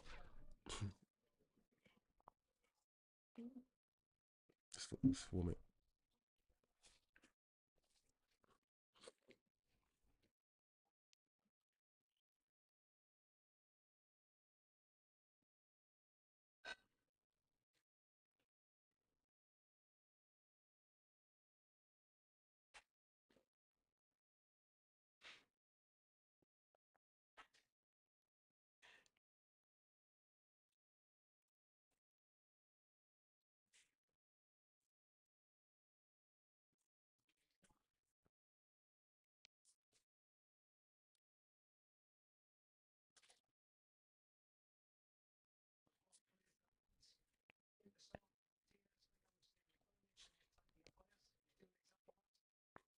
All right, come on, guys, man. Play some football now, man. Please. This game has been. It's just had a lack of action. Let me try to lock in, man, because I'm just like, what is happening? Why can't we just string more than.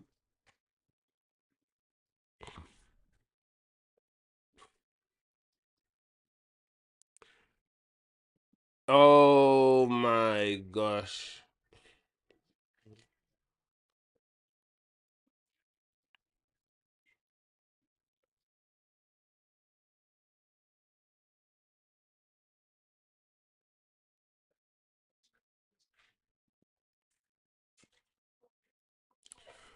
Ah, whatever, man. Whatever, man. Hang on. It was coming. It was coming, man. Yeah, yeah, kind of. See, it was coming, man. I ain't got, bro. What? I don't even know. I don't understand what this is. Looping header that hits the crossbar, and then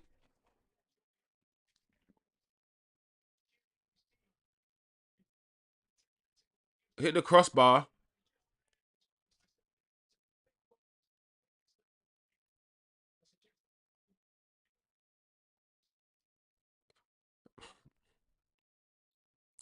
I don't even know. I'm looking at the goal, right, and I don't know if the goalkeeper can do better because it's one of the ones where what can the keeper do? The shot wasn't on target. It wasn't going in. Like,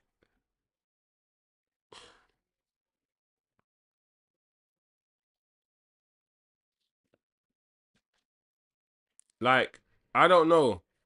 I'm feeling should the goalkeeper be touching that? Should the goalkeeper be touching the ball and pushing it over the bar? I need to see that goal again to because I don't want to blame Onana for the goal because I feel like that's a looping header and it could have easily hit the post at any time. Like, and it just happened to hit the post and fell perfectly to a Crystal Palace shirt. So how much can you blame the goalkeeper for that? Really? So I'm not gonna do that. But I'm just wondering if the goalkeeper could actually dive and touch it, push it over the bar. If he had, I don't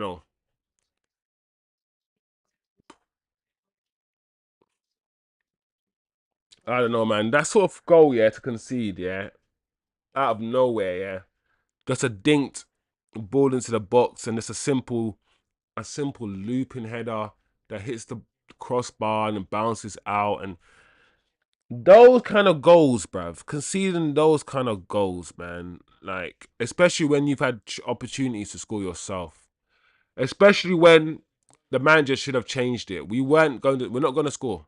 We're not playing well. The manager has players on the bench to change the game, and he's not changing it. We're all saying, bring on Zirkzee. We need a striker now.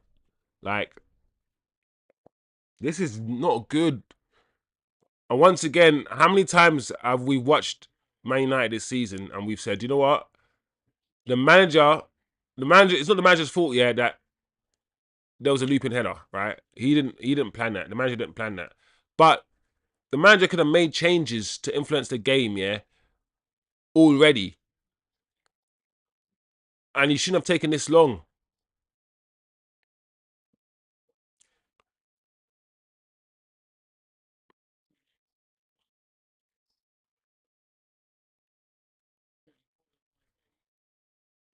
Oh my lord. Look at Heze. It's sad because the manager has created all of our problems.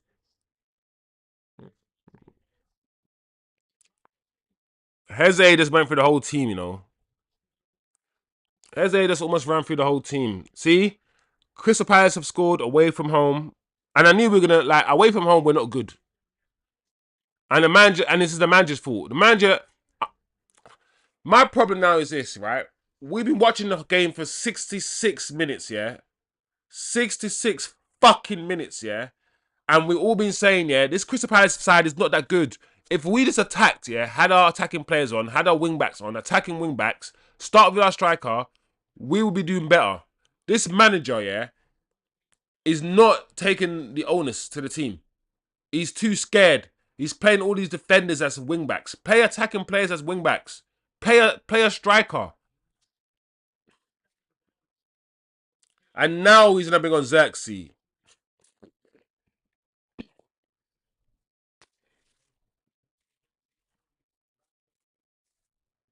Now we got hojlund and Zirkzee on. He's bringing them both on. To do what? And then what? The fans are gonna criticize Zirkzee after the end of this game. Because if Zirkzee, if he's bringing on hojlund and Zirkzee, it means Zirkzee is now gonna play in the 10. And Zirkzee's not good in the 10. Bro, this manager, yeah, is actually getting my head hot, bruv. Because this team that he's played is a shit team. Look at what we're doing. Look at what we're doing right now.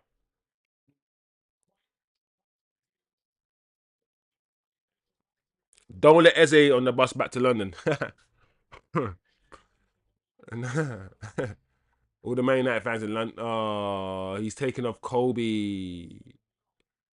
This guy's taking off Kobbie, and he's left garnacho on the for Rasp. Oh, this manager. I'm close to be Amorim out, you know. No, I can't be. I'm joking. I can't be playing FC, man. But you know when I just see football in a certain way, and I'm seeing this manager do things, I'm like, oh man.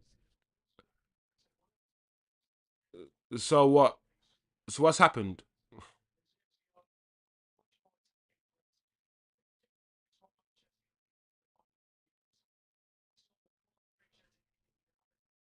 I'm not gonna lie, guys. I'm out. This is dead. This is very, very disappointing from the manager. The This is very, very. I tell you why I'm telling you why I'm close to Amorim out. Yeah, this is why I'm close to Amorim out. I'm not Amorim out, but I'm getting close because I don't think he understands. Like Kobbie Mainoo, yeah, had his best game in a Man United shirt, yeah, in a long while playing the number 10 role the last game. The manager saw it. Everyone kept talking about it, yeah, the best game. And what does the manager do the next game? What does our manager do in the next game? Take him out at the number 10 and play him as a false 9. The guy had his best game in like a year and a half for Man United, playing in his position. He's a 10. And then the next game, you take him out of the position and you play him as a false 9. Why would you do that? And you've got flipping Zirkzee who wants to play. And look at Garnacho.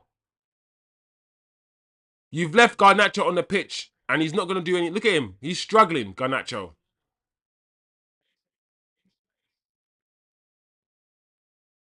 My lord.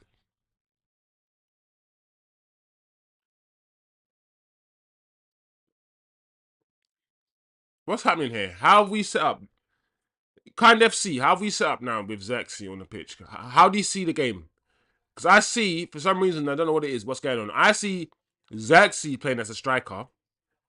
And for some reason, hojlund appears... hojlund and Garnacho are the ones that appear to be playing in the number 10 roles. What the hell? With Dalot and Ahmad as wingbacks. No, I'm confused right now.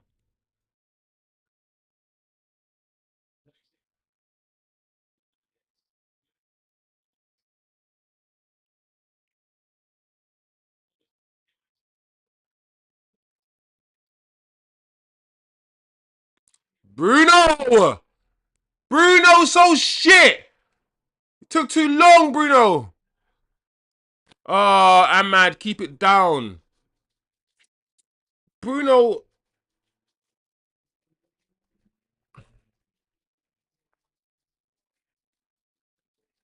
Bro, I'm like, Bruno, just release the ball. Kind of see. I don't want to hear criticism on Kobbie either. Like all of our nines, he's had to endure a graveyard shift. There you go. There you go. There you go. I just don't understand why you played him as a strike, as a 9. I don't get that. You like I said, he has literally somebody whose whole game is that on the bench, and he took Kobbie out of the position, yeah, where he had one of his best games in a long time, and he put him in a false 9. Just so what? Ahmad and Garnacho. And Garnacho has done nothing apart from doing his scatty running down the left hand side. It's not. the problem with Garnacho and how he plays, yeah, if he does get an assist, people will be like, see. But I don't know. I just don't like the way he plays football.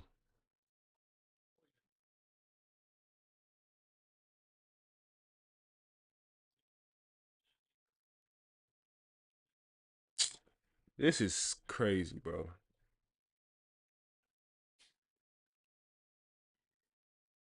And also trying playing Hojlund on the right hand side, yeah, it's probably long overdue. I've always said, you know what? He's not a striker, Hojlund. He can't play up front. He can't hold the ball up. He can't do a lot of things in it. We've spoken about this on this channel. I said, you know what? If you tried Rashford in the right 10, you tried him there. Why have you not tried Hojlund in the right 10? My problem with this manager also is the fact that he's trying things, yeah, or he's not willing to try things, in my opinion, that seem to be more obvious. Like, he's taken this long to try Kobbie in the 10. This long. And to most Man United fans who understand football, oh my lord, what was that? We were To most Man United fans, it was obvious that Kobbie should at least have a try there. But I think that's what he's done. What the manager's done, he's playing Zirkzee up front to drop deep, and he's playing the Hojlund and Garnacho, the inside forwards, to run off Zirkzee, to run the other way. So Zirkzee, you drop deep, and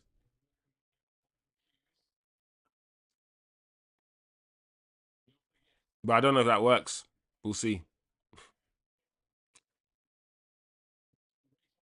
There we go. Number Lookman, it's gonna be a go. We are lucky there.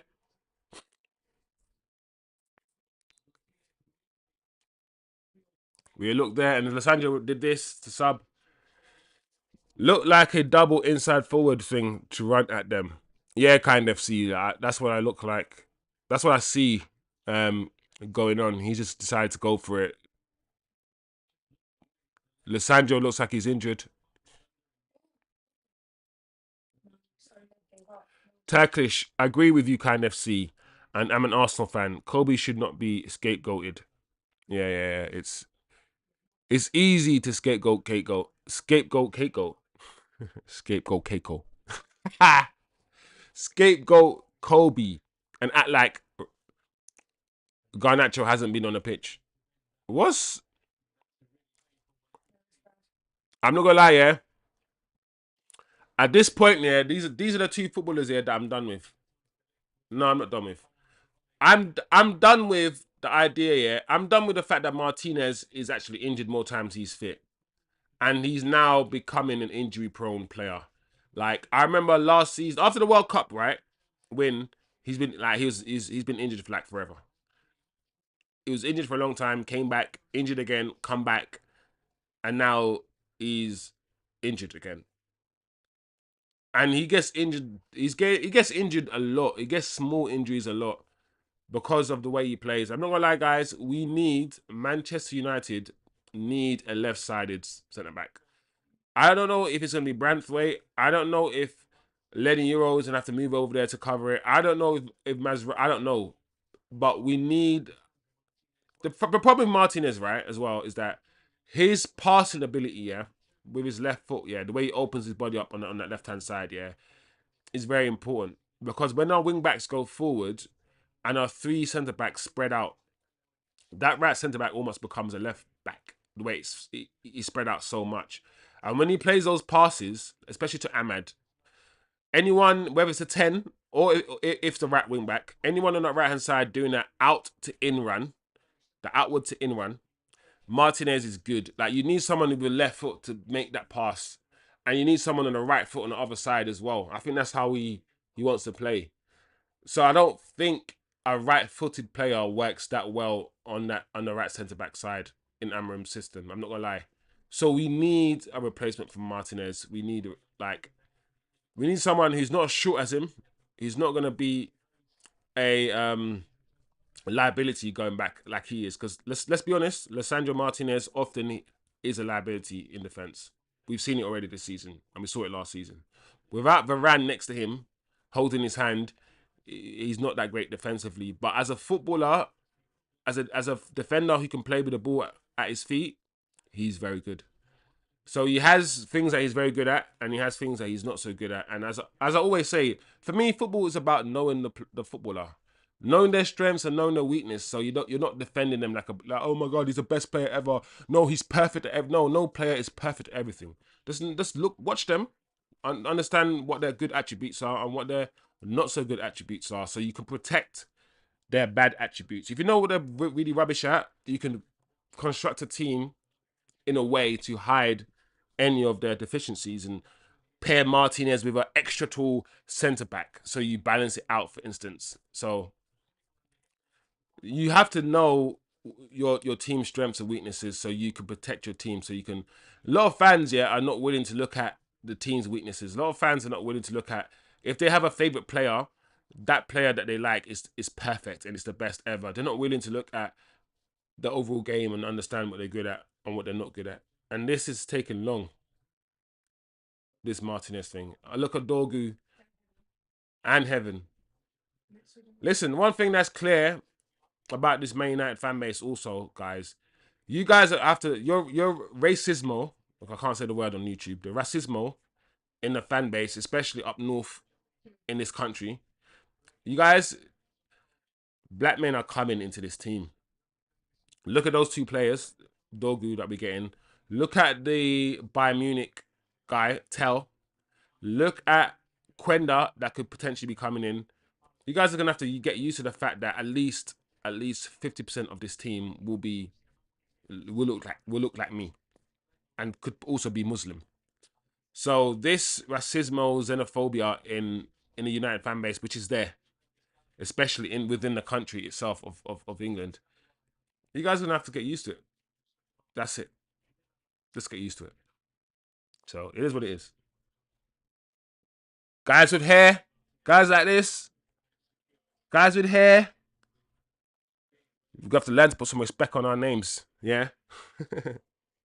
You know what I mean? Man, them in locks were coming.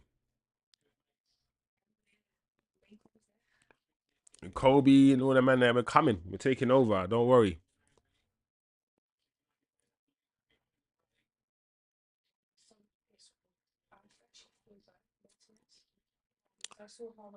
It looks bad. It does look bad, and he's crying. And one's crying. But what can I say about Martinez? This is now becoming very, very common. Like I say, you can see by the way that some people play football that they're going to be injured a lot. And the way that Martinez plays football, he's always just like scrambling. He's very unorthodox. He's very small, which means he has to use his body a lot. The way he plays football, he's going to get injured. Like the way that Rio Ferdinand plays football, you can tell Rio Ferdinand will never hardly ever get injured, because Rio's like a Rolls Royce defender. He's not. Why is he getting injured for? Martinez, everything's about physical. Everything's about kicking and dragging, and he's gonna get injured, and he's small, which means he's doing things that is really above his strength. If that makes any sense. Like, it's not like we got Gabriel Saliba doing that stuff. We have a little 5-foot man doing it. So anyway, get well, Martinez. And United, we have to start thinking about replacing Martinez in that position, man. Like, if it's Lenny, cool, but Lenny's right-footed. We need a left-footed centre-back to play the right centre-back role.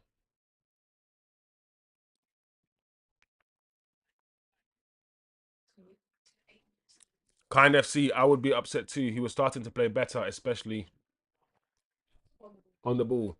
Yeah.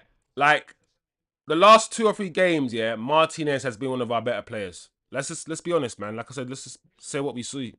Last 3 games on the ball, Lenny Euros is come on the pitch now. But no, he's already been. Lenny Euros gone over to the left-hand side, and Dalit's come on now. For me, I'm not gonna lie, Dalit's been our best defender this season. I know people are loving Maguire right now, but I can't get Dalit's like goal line clearances and all the things that he's been doing. Like, he's made one or two mistakes, but so's Maguire, you know. For me, Dilit's been the most consistent. Him and Mazraoui at the beginning, I guess Mazraoui, but yeah, 6 minutes to go. I reckon we're gonna have at least about, I say 10 minutes of normal time plus another like 4 minutes added on. So I expect 14 minutes of the game left to play, and that's enough to score 2 goals. But I don't know if this team is gonna score 2 goals.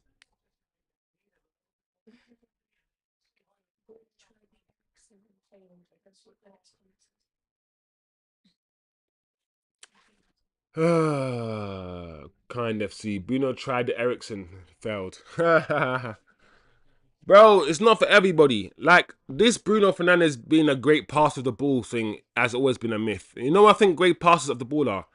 People who can make any pass, yeah, on the football pitch. Oh, clearance. And make it effortlessly. Pogba is a great passer of the ball.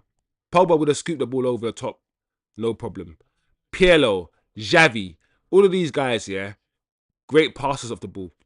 Scholes. Then you have Bruno. Bruno is not a great passer. Oh. Ahmad slipped.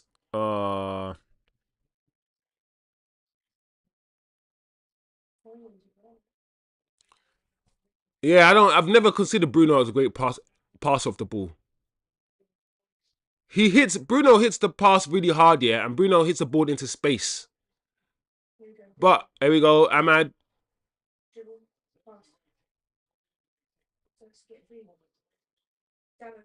Oh, lucky.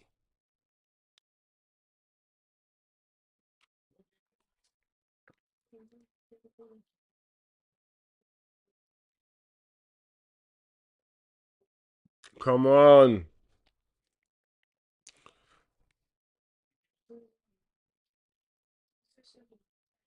You don't know how to score goals, man. We're cutting the ball back and we're not finishing. We're not making the right decisions in the final third. We still need a lot of work.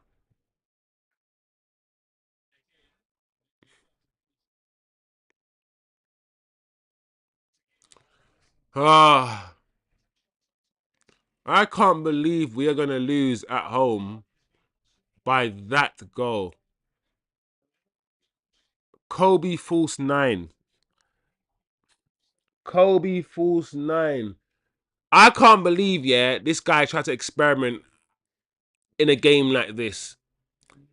I thought, yeah, he played Kobbie in the 10, right? In the Europa League because he felt like it was safer. And I thought that when it comes to the Premier League, right? He doesn't play. He doesn't mess around. He plays his strongest team. He's not gonna try Kobbie in a false 9 randomly in a Premier League game. Because if he's, bro, this is why the more I think about it, I'm actually getting vexed. This guy, yeah, saw Zirkzee ball out, yeah, and over the last 4 games has refused to start Zirkzee in the striker position. He hasn't, and we've all been saying Zirkzee. Every game of the last 4 games, we've been saying Zirkzee has to start, and every game we say Zirkzee has to start, Rasmus Hojlund has started and started and started, and we keep saying, what's going on? Even if you do the whole rotation thing, when he says our players can't start 2 games in a row, so why are you still starting Rasmus as a striker? And in this game, where we're thinking Rasmus started in midweek, yeah, as a striker, he has to play with Zirkzee. He then starts Kobbie as the 9. And I'm like, this manager decided to change the team and experiment in a must-win game at home against Crystal Palace.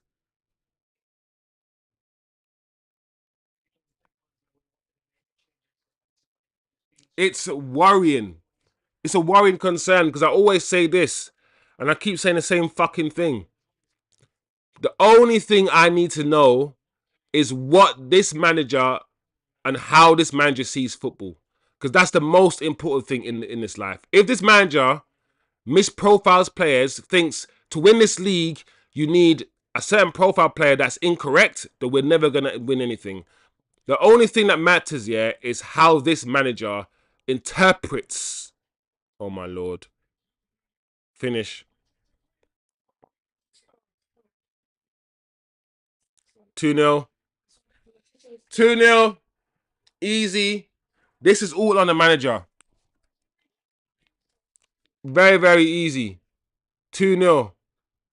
Game, set, and match.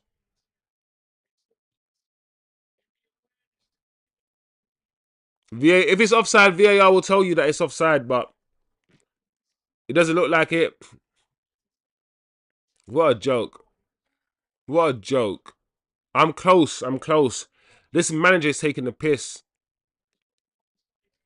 I'm close.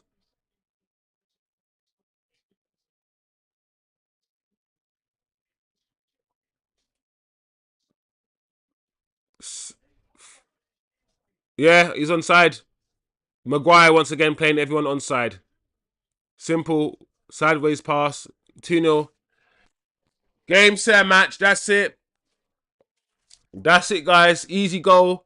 We're back now. Man United, when we play at home, when we have to be on the front foot, when we have to score, the manager is taking a piss now.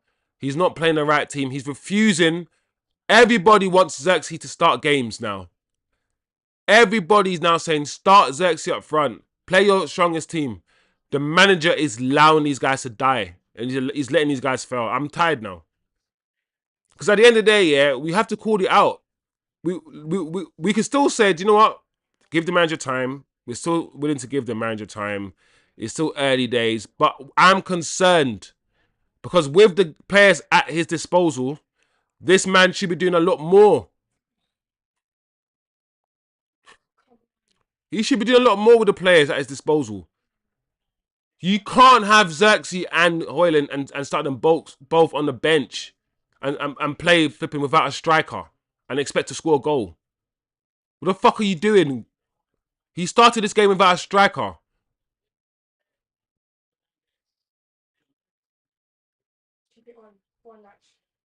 Anyone? No? No? Good. Get the right Bruno, pass it to the right person.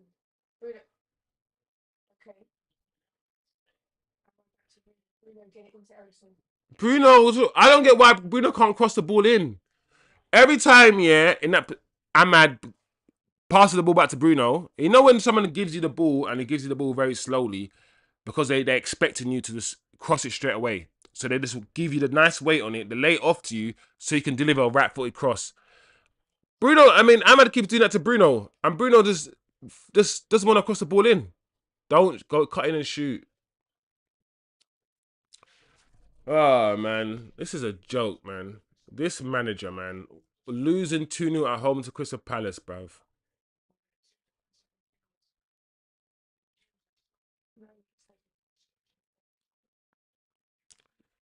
This is easy, man.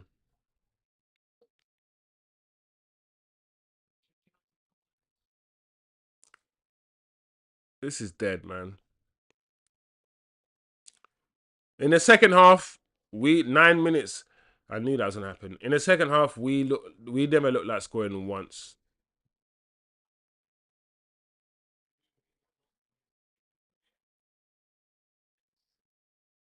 So the same thing on the corner, always have to Anna, get it in, guys.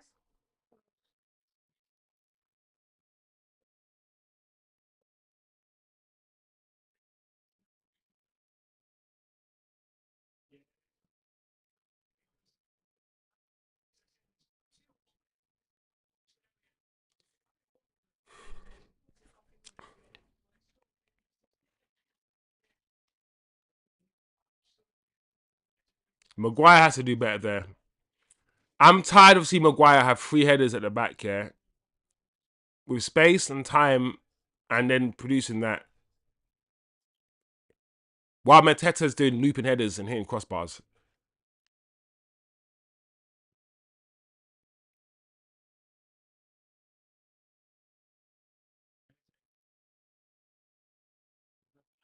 Like, put it this way, yeah. Another way to look at it, guys, is this. He has taken this long, yeah.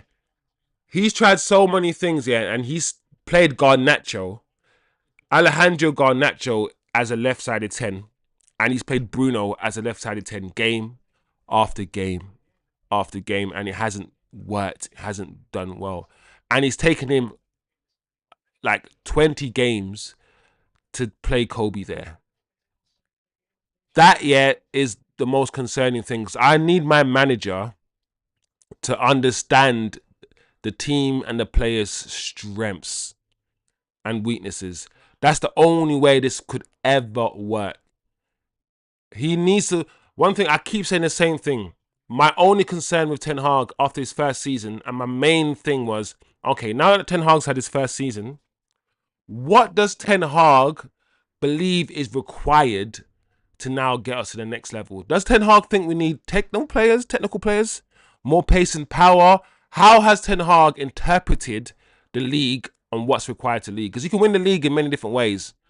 Look at how Aston Villa have recruited and the type of players they've recruited and the pace and power, and then Liverpool and then Man City with their. You can win the league playing different ways. I get that, but what does he think is needed? That to me is the most important thing.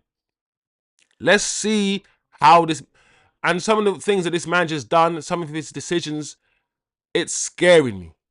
It's making me feel like this man is either gonna learn very slowly, and we're gonna have to wait, yeah, until he learns things that we already know because we've been watching these players for a long time, which is frustrating.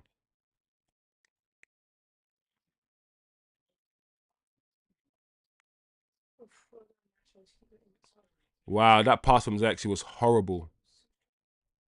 That pass from Zirkzee was horrendous. That is so terrible from Zirkzee. I can't be. I don't get why. Yep, we're done out here, man.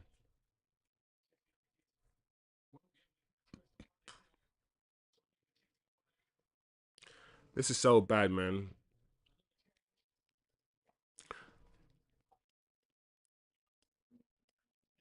I'm not too fussed about the false nine thing. It's everything around it that bothers me. If you're going to start 17, you need Zirkzee at 9 to facilitate him. Ten Hag's talent ID stank. Amorim not much better at this point. Yeah, I hear you. I hear you. No, no, I hear you, man. I guess in terms of the false nine thing is not a problem. It's the profile he's chosen to play in those positions, and it's a fact that, like you said, we have certain profiles there. And it's a fact that it's taken this long to play Kobbie. It's a fact that he's saying things like Garnacho can't play in the 10. He can't play this, but he's trying.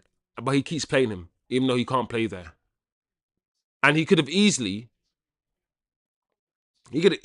started Zirkzee and played Ahmad and what's his name? And Kobbie in the tens. Play Ahmad and Kobbie in the tens and start Zirkzee. Like, what the hell are you doing starting flipping? It's so annoying.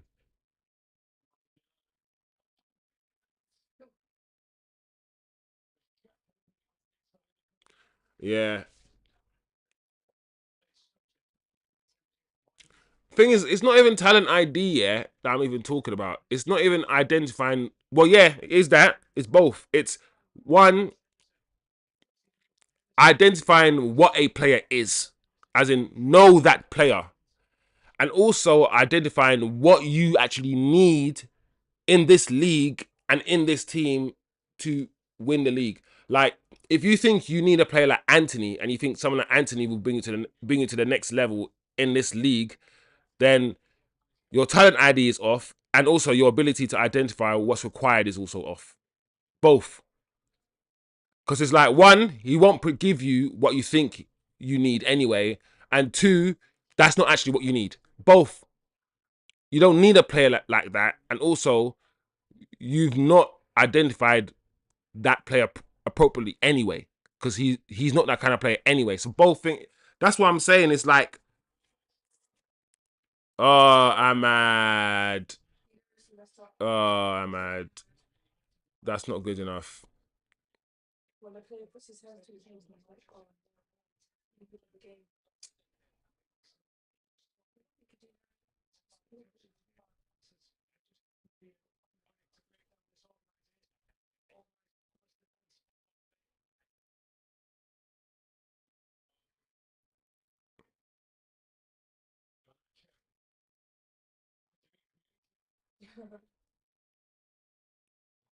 The one thing that's clear that I think everybody is now starting to realize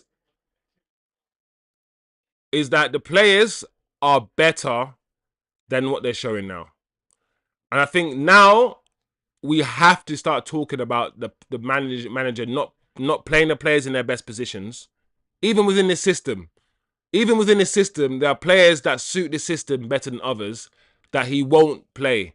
I don't understand, why Antony, whether you like Antony or not, there's no reason why Antony does not get... The game's over, guys. There's no reason why Antony never got more games at wingback. There's no reason why Dalot and Mazraoui were playing wingback game after game after game. And Antony, someone who we spent £100 million on, weren't getting like 5... He was only getting like 10 minutes as a wingback. We're playing...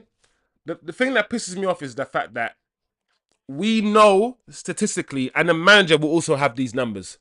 I guarantee you the manager will know these stats. Manchester United Football Club do not win football matches when we play defenders at fucking wingback. We do not.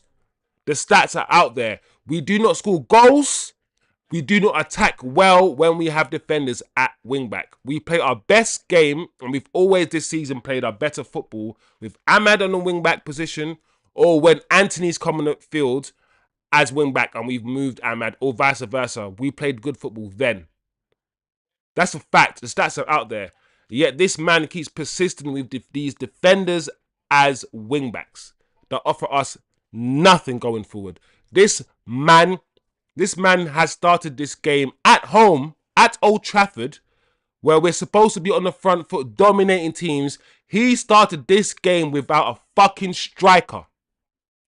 This manager, a false nine, and expect us to score goals. He started a formation and a team that he has never done before against a Crystal Palace side that we had. Why? This is not time to experiment. You use the flipping the European game to experiment and play Kobbie in the flipping right 10 or left 10. You played both. Start him there like he did in the other game. He played well. Listen, I wouldn't have been annoyed yet if he started the same team. Started Hojlund up front. I'll be concerned. But you know when you saw something, you played something, you played a system that worked really well. Damn, I've landed on something. Let me play it again. No, this man decided to switch it all up and change it all up. That's what I'm angry about. I'm angry about the fact that, one, he's not consistent with his words. He plays Hojlund all the time, starts him all the time, and we don't get to see Zirkzee. We don't get to see attacking footballers playing wing-back because he keeps playing defenders there. We play at Old Trafford and he doesn't want to play on the front foot. He keeps shoehorning Garnacho as a left 10, even though he's come out many times and says he's not really getting it. He's trying his best. He's trying hard. He likes his work rate, but he can't play that position, and we can see it, but he keeps playing him there. Play Kobbie there. Kobbie played their last game, and he's well. Play him there. This manager is not making it easy for himself. He's not. And like I said, it worries me the way he's treating Zirkzee. We can all see certain things, and this man, just like Ten Hag, is not willing to do it. He's stubborn. He's a very stubborn manager. And I don't know, man. Stubborn managers don't do well. They don't do well, guys. I don't know, man. I'm tired, man. Like, up until now, I haven't put it on the manager. I haven't really said too much about the manager. Because he needs his players, all of these things.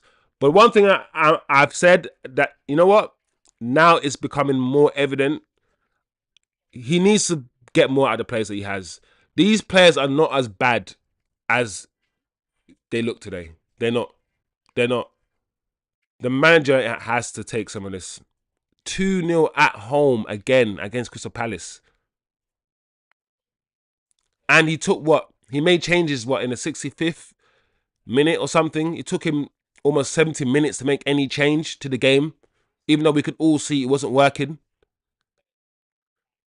Oh, man. Like, what's kind of saying? Right, since you bring up Antony, I know he had to go to save on the wages, but he was always a better wing back than Dalot or Mazraoui, in my opinion. That's talent ID. 100%.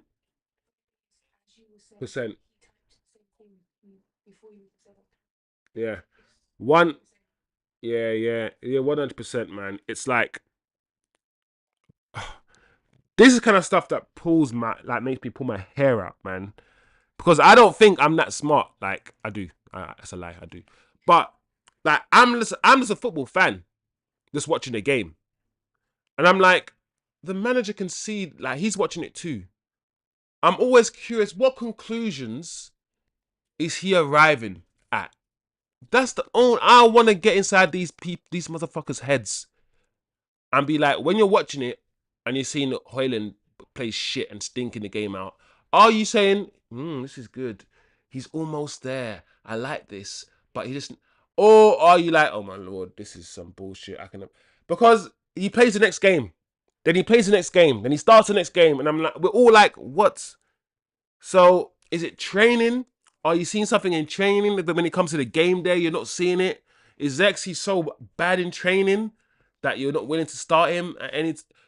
I wish, I could be in the flipping coach's room, in the coach's meetings, when he has all the meetings with his coaches and talks about the team. I wish I could understand what he's trying to do, because I can understand what the system is trying to do, and because I understand the system, and I understand the system a lot, very much so, it makes his decisions even make less sense. Like, you said that you need players to fit the system, and you're shoehorning players that don't fit into certain positions, and you're leaving players who do fit into certain positions. You're leaving them on the bench. For what reason? Like, Crystal Palace ain't the team you experiment on. Anyway, I think I've gathered my thoughts. I'm going to do my match reaction now, so that can be clipped up as its own video. So there you have it, guys. There you have it. Once again, Man United have been beaten at home at Old Trafford by a team that we should be beaten. And where do we start? Where do we start in this match reaction? Because we can talk about the manager not having the players all we like. At the end of the day, the manager has to make better use of the players that he has. Listen, you can argue that right now, the players at his disposal, the manager is either misprofiling a lot of these players, and he's also selecting the wrong players to start games. That's my humble opinion. We're going to talk about the false nine thing that happened today. We're going to talk about Kobbie, because I know Kobbie's name is going to be in a lot of people's mouths. We're going to talk about the midfield. We're going to talk about the manager's selection and where the manager went wrong today. Listen, I'm not Amorim out or nothing like that. On this channel, we don't do black and white, Amorim in, Amorim out. We're going to talk about his mistakes, because he's not perfect. And even though we want to give him his players, I'm concerned about his talent ID, his ability to understand what is required to get the best out of his players, and his ability to understand what is needed to beat certain teams in this league. It's his first time in this Premier League, so he will learn. But it's really difficult, guys, to be watching someone like me, for someone like me to be watching the Premier League for 10, 20 years, understand the league, and to watch someone else who doesn't understand the league, doesn't understand a lot of things, watch them, first of all, start to crawl, then start to stand up, then start to walk, when I'm already running. So we are waiting for the manager to realise, that some of these players should be playing in other positions. We're waiting for the manager to realise that Kobbie MAINOO is an attacking player. He's now figured it out, but it took him forever to figure it out. And the fact of the matter is, we have to wait for this manager to realise certain things that we as fans have realised for a long time, because we have been watching this team and we have been a part of this league for much longer.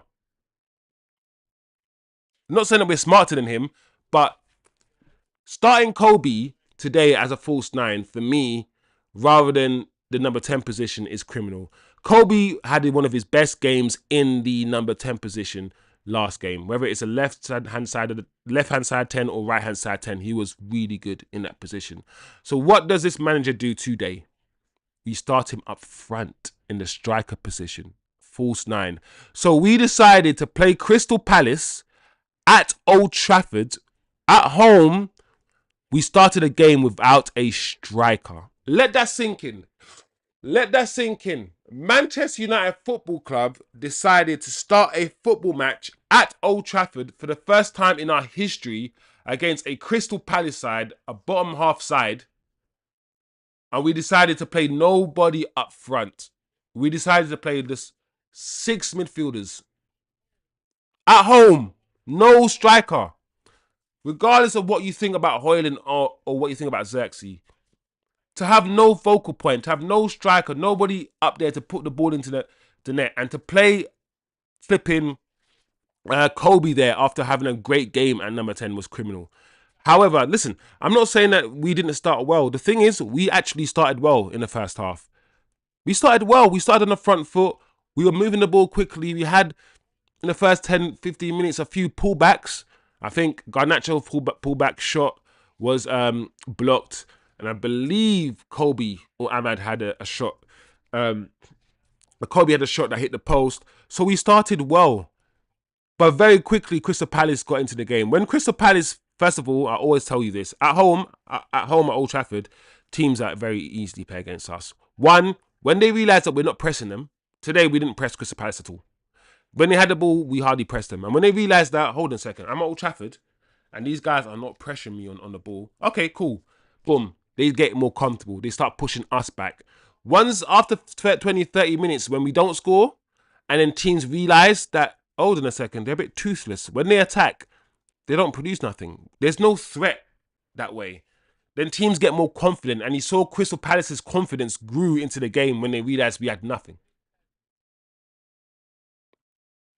When they realised we had nothing. And when after 15, 20 minutes, the first half started to drift away from United. We had a good foothold in the game the first 20 minutes, but then Palace got into the game. And they started putting their foot on the ball, and they started finding spaces. And all of a sudden, that little 1-2, the sort of one-touch passing we had in the final third with our front three, Garnacho, Ahmad, and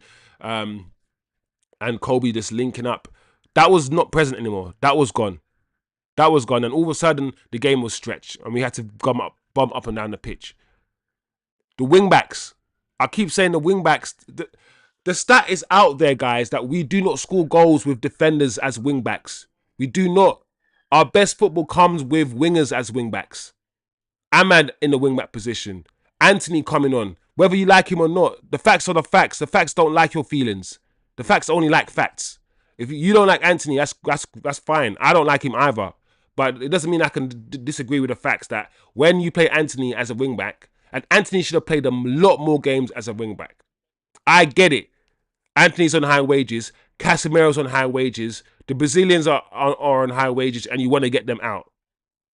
Rashford's on high wages. You want to get him out. And you have been told by the higher-ups to freeze them out. But you have... Antony's the best wingback we had at the club, and he never played. Why? Playing defenders at wingback does not work. We've seen it. We did not play well today. In the second half, we did nothing. We did nothing today in the second half. It took this manager almost 70 minutes to make a change. 70 minutes, we did nothing. And when we made the changes, we did nothing.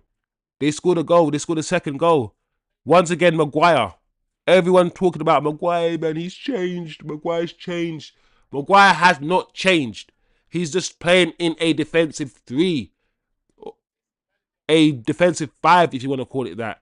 That's his favourite way to defend. He likes playing in a defensive 3 where he doesn't need to defend. Anytime Maguire does not need to do his actual job, you get the best Maguire. So when Maguire was playing in a defensive 2 for Manchester United and was protected by that double pivot of CASEMIRO and Eriksen, he was okay. Whenever Maguire playing in a double pivot, he looks good. Whenever Maguire is playing in a defensive 3, he looks good because he's the easy extra man that doesn't actually need to defend anybody. Whenever Maguire plays one-on-one, when he has to defend against somebody, you see how bad he is. He's slow. He cannot move very quickly. He's got slow legs. He's a fridge. he will always be slow, and he's only getting slower. So my thing is, don't then say when Maguire starts to play well, just understand that it's because he's now protected. He's playing in that defensive three. Don't start saying he's playing well because he's now quicker. Listen, this guy is always going to be very, very slow. Centre back. Slow at moving, slow at reading it. It's just slow. That's Maguire. He's decent pass of the ball. He's good with the ball at his feet, but he's slow. He played that player on side. Him and Lenny. But I'm going to focus on Maguire because Maguire is a leader and he's a captain. Bruno was a captain, but he's a leader. So I'm not here for this whole Maguire has changed. He hasn't changed. He's just playing in a system that protects him. He's playing in the back three. That's his thing. Let's not do this. So many things, man. The manager has to take this, man. Once again, we've lost at home. At home against a side that we should be beating. And they beat us well. It didn't really look like we were going to score. Their first goal was such a jammy little first goal. I know a lot of people might blame Onana, including myself. I tried to find a way to think, is it Onana's fault? Could another goalkeeper that was taller push that ball over the crossbar? Rather than, that means it wouldn't have hit the crossbar and come out because he would have pushed it over the bar for a corner. I don't know. But I feel like when we play Onana, the weirdest goals going. I feel like we get beaten by like shots that are like, okay, the goalkeeper couldn't do anything about that, or could he? It's always that. It's always like a looping header or this little thing goes in, and you're thinking the goalkeeper can't. Or a corner comes in and someone headers it into the far corner, and you think, and Onana stands still, and you're thinking, okay, he stood still because he couldn't have saved it, or could he? So the problem with Onana, yeah, a lot of goals go in, yeah, where he stands still, and when he stands still, yeah, as fans, we're unable to determine whether you could have saved it or not because you haven't dived. If you dived for it and it still went into the corner, even though you dived, then it's like, oh yeah, he dived and it went in. Like, you couldn't have saved it. But because he doesn't try to dive often, you're like, could he have dived? Could he? You don't know. Onana can give off the whole whelp. Whelp. He gives that off. So I don't know how much you're going to blame Onana for that, but all in all, we weren't good today. The attack, they tried. The kids, all the attack was under 22 years old. Ahmad, Garnacho and what's his name? Kobbie. I always get Toby Collier and Kobbie. I always get that mixed up. Kobbie MAINOO. And even when I saw the little kids up front, I said, you know what? We need a Zirkzee. We need somebody. And if we get this Telles guy, another 19-year-old apparently, I don't know, man. I don't know, guys. This is painful. That's how I saw the game, man. The manager has to take a lot of responsibility from the game. Man of the match for me, the man of the match was... My man of the matches, I always give man of the match from a Man United standpoint. I think Heze did well today. Mateta did well today. The man of the match from a Man United standpoint, I have no idea.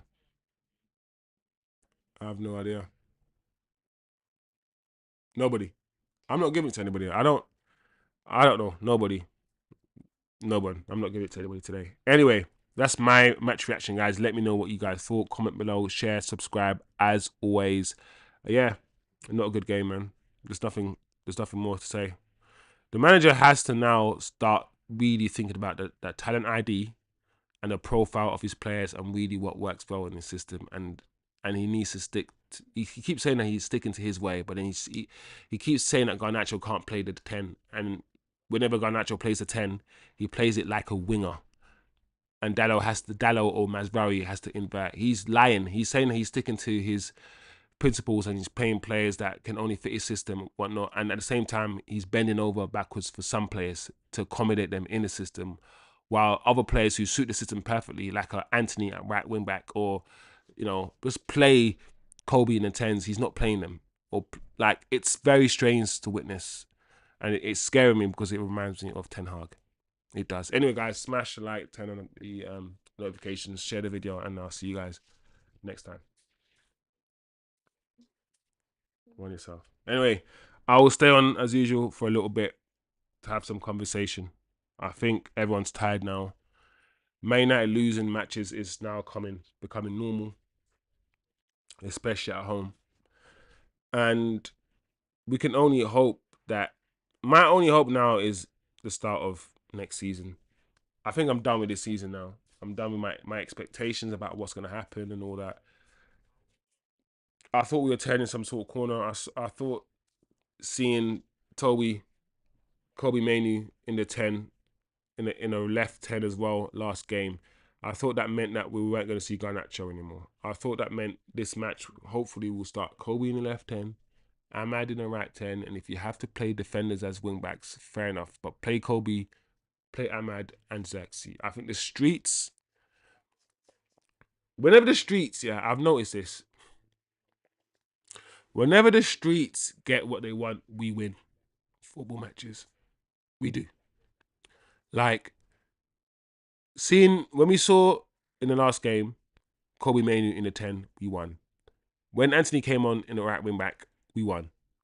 When Ahmad played in the 10, do you know what I'm saying? Whenever the manager's done something, when Zirkzee played against Everton, we won 4-0. When Zirkzee came on the field against this team, Southampton, he changed the game, we won. Whenever the streets win, whenever the manager does something that the streets want him to do, because the streets know ball, we know ball. Whenever he makes that sort of decision, we seem to win. It seems to me that we know more than Amorim does about his own system at large parts. Whenever he does, what we want him to do, the streets, we usually play well and we usually succeed. That's a concern. That's a concern, bro. I'm not going to lie. Folks are being harsh on Zirkzee defending the false 9 thing. He was starting and getting into a rhythm and the manager drops him. Kobbie looked good in the 10, then he moves him to false 9. Listen, despite the fact that fans are singing, oh, Joshua Zirkzee, these fans are fickle. That song doesn't mean anything. And they hate him just as much as, they still hate him more than they hate Rasmus. Like, it doesn't mean anything. The problem, and this is the problem, I think kind of see you've highlighted the problem. My problem is what this looks like on Zirkzee. That's my issue. I think the reason why I'm not unhappy, I think, is because I've said I'm biased towards Zirkzee. I've been clear with my bias in it. I'm not gonna lie to you, man. I'm biased in it. And the idea that hojlund starts over him every game without fail, regardless of what he does. And now the idea that this manager would rather play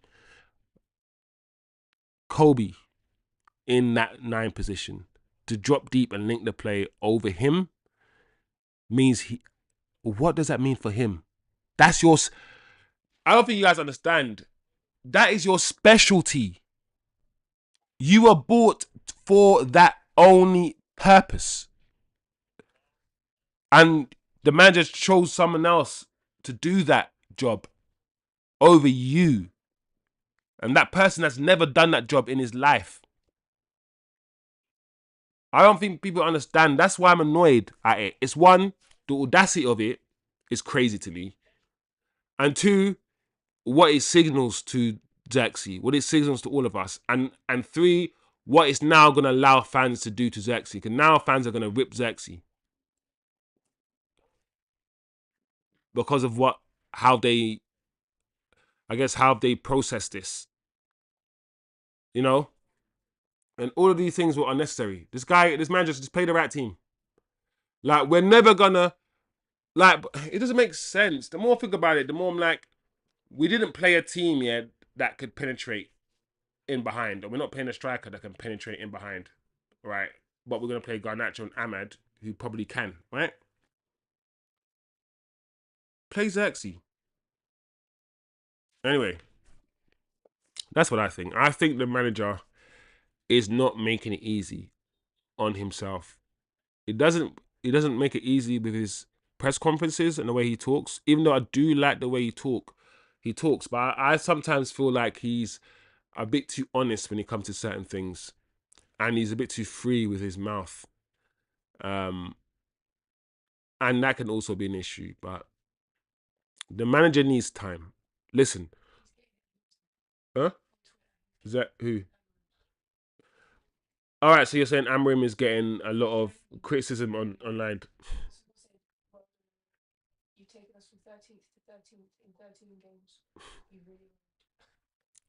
Okay, so my tech guy has he's been telling me that Amorim is getting it online from United fans on Twitter. Listen, we have to let Amorim know. We have to ask the questions. I wish, yeah, the people in the press conferences, yeah, rather than asking, when's Rashford playing? When's Rashford playing? Why's Rashford on the bench? Every question, Rashford. I wish people would say, what do you see in this player to play him here? What do you think is needed? What qualities are needed to play in this position for Man United? What does Zirkzee have to do to get a run of games for Manchester United, given the fact that Hojlund plays all the time and he hasn't scored?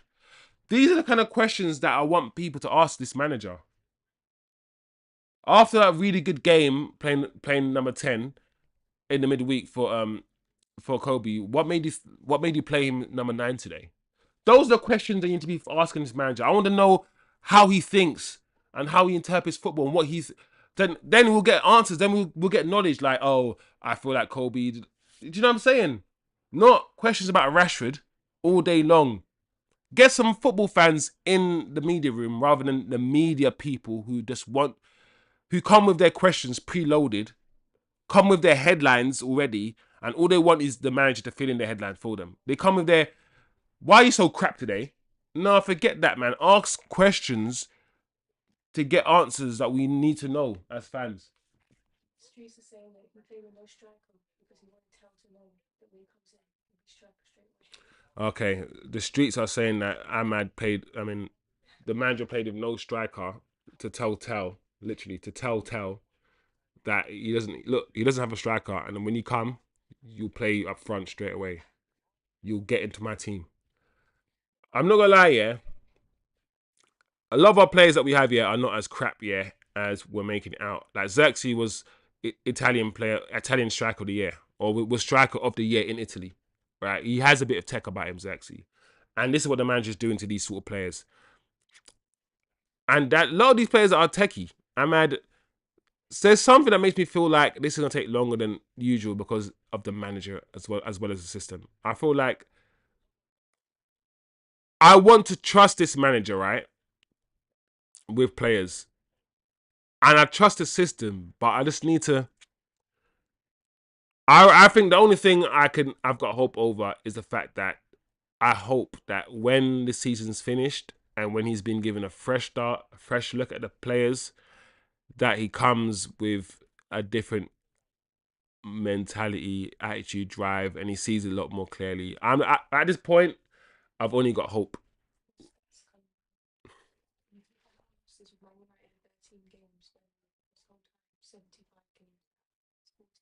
Yeah, he's had more losses in 13 games for Man United, 7 losses, than 75 games in Sporting. With 6. Yeah. Does this manager know how to get us out of this situation? I think he's a good manager, but he's already put you 3-0 down and he's been putting, now he's got to get you guys up. Yeah, but my problem is we don't need to go as much. Like, we've had better players than some of these teams that we're losing against. And I get he has to implement his system as well and all of these things, but he's just not using the players right. Anyway, let's see what's going on. Turkish. It's like Amorim has a vision to play everyone in a number of positions to see what works best. It's like he said, I'm going to test all these things out now, no matter what, no matter who plays well. Yeah, but we don't.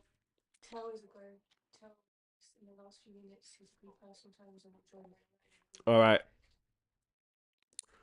The problem I have is that I get it. I believe that he wants to play players in different positions and try things out. Like, every now and again, I do believe that. But then every now and again, I see him play the same players over and over and over again, like Hojlund. And I'm like, you're not trying anything out. Why are you not playing Zirkzee? Why are you not trying Zirkzee in this position? Why? So it's like he's stubborn in some aspects, like all people are, and not in other aspects, just like all people.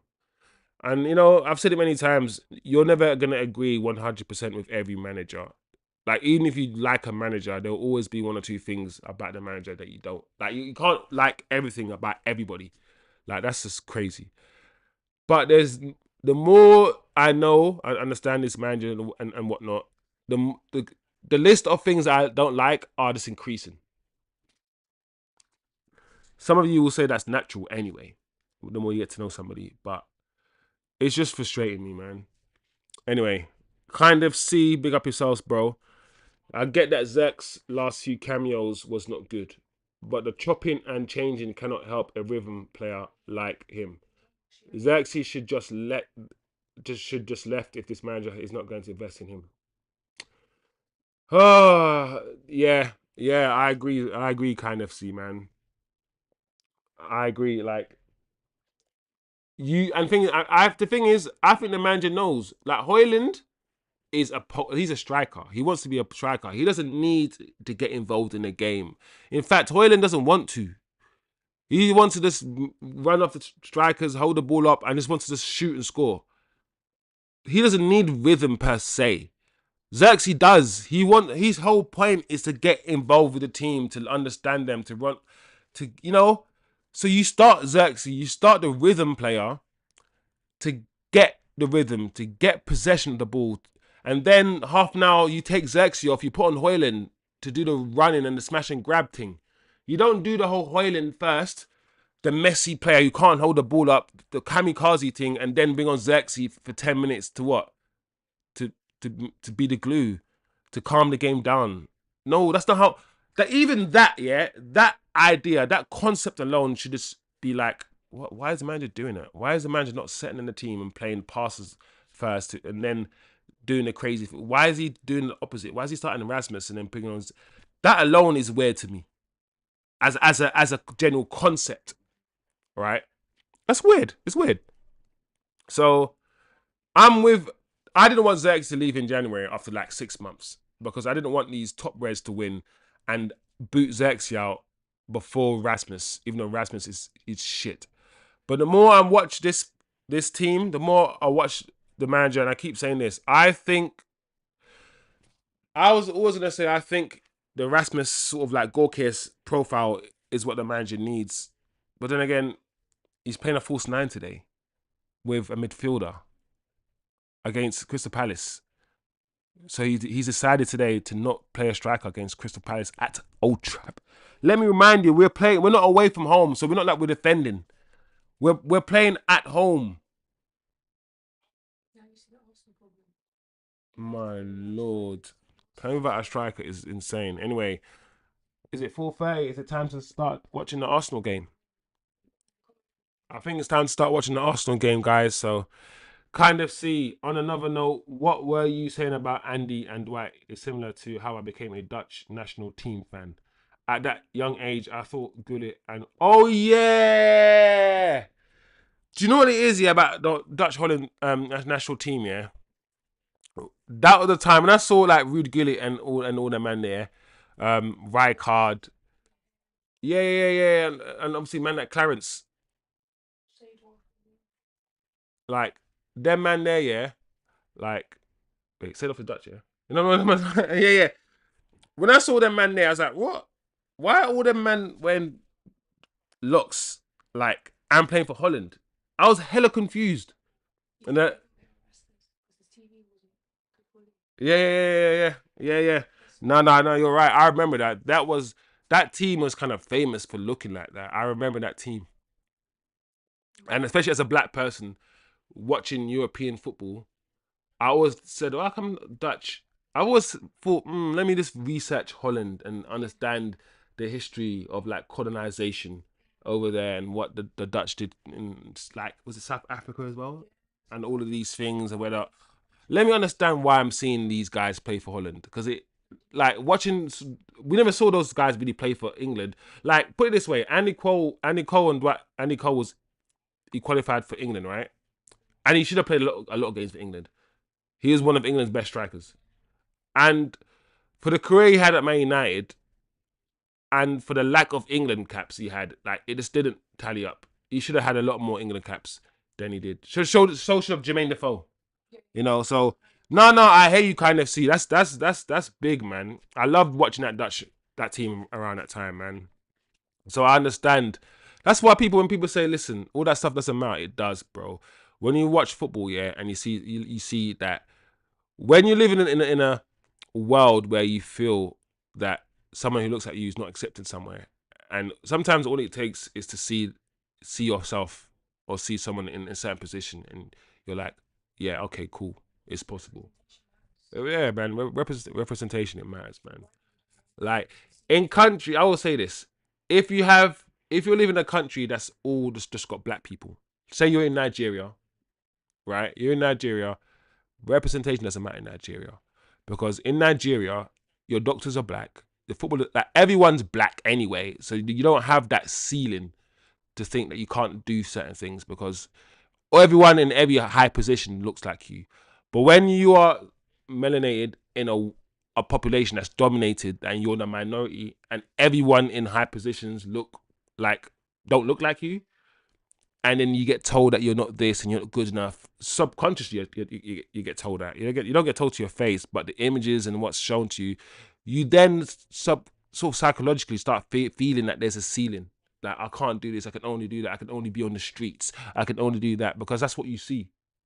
But it's a lie, because like there's loads of countries that are just 99% just black people, that are just have just black people in every position. So that sort of like confusion or that limitation, that sort of the ceiling being there where you feel like you can't achieve or can't do this, only really happens where the majority of the people are white or non-white and the black people are the minority.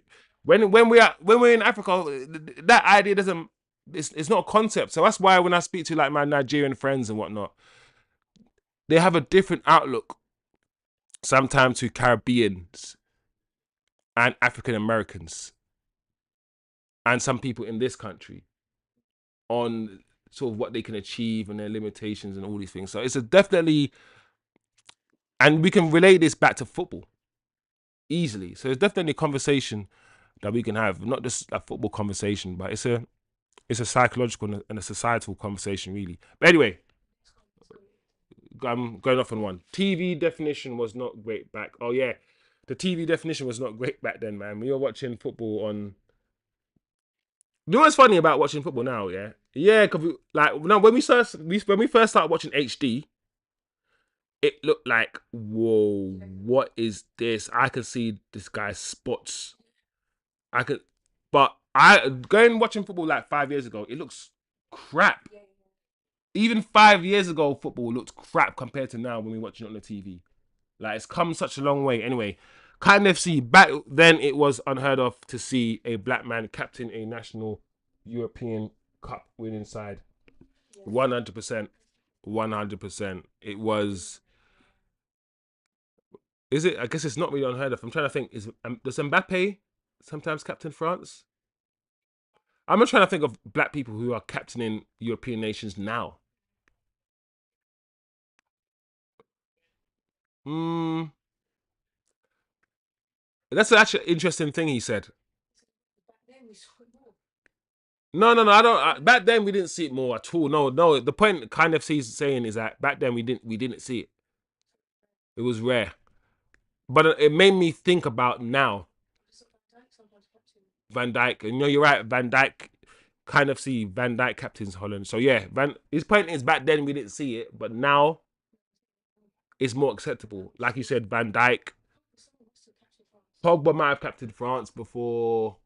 Now it's a lot more common to see someone who's non-white captain a European national side. But back then, as he said, it was just like not the thing. Yeah, it must have happened. I mean, the captain, the actual official captain for England, I reckon has always been white. But there's been times where the captain's not played, where some maybe someone like Rashford or Kyle Walker, or so yeah, someone like that's been captain. So yeah, yeah, a lot of change, a lot of change. Um, Yeah, late 80s, early 90s. He's saying. So yeah, you wouldn't have seen that. You wouldn't have seen black people captain European sides. I mean, back then you hardly saw black people play for European sides, like you said. So the whole Ruud Gullit thing was like, yeah, it was crazy. I remember that time. Like that, the late, the late 80s is probably before my time. I was watching more early 90s. Yeah, yeah, yeah. So the late 80s probably a bit before my time. You know, he said Ince captain England, but they failed to make the night. Yeah, yeah, Ince captain England. I forgot about Paul Ince. Oh yeah, Paul Ince. Paul Ince was a. I've doing. I totally forgot about Paul. No, Paul Ince is one of them players. Yeah, totally forgot about it for Man United as well. Do you know what it is? Yeah, going to Liverpool afterwards and then going into Milan. I wouldn't say it ruined his Man United legacy, but it's also the fact that it's Roy Keane replaced him, and like Roy Keane was Roy Keane. So yeah, I've Paul Ince is a Paul Ince, man. He was that guy, man. I've totally forgot about Paul Ince, man. Crazy. Shit, let me see what go on with this match, man. I forgot this Arsenal game. What's the score?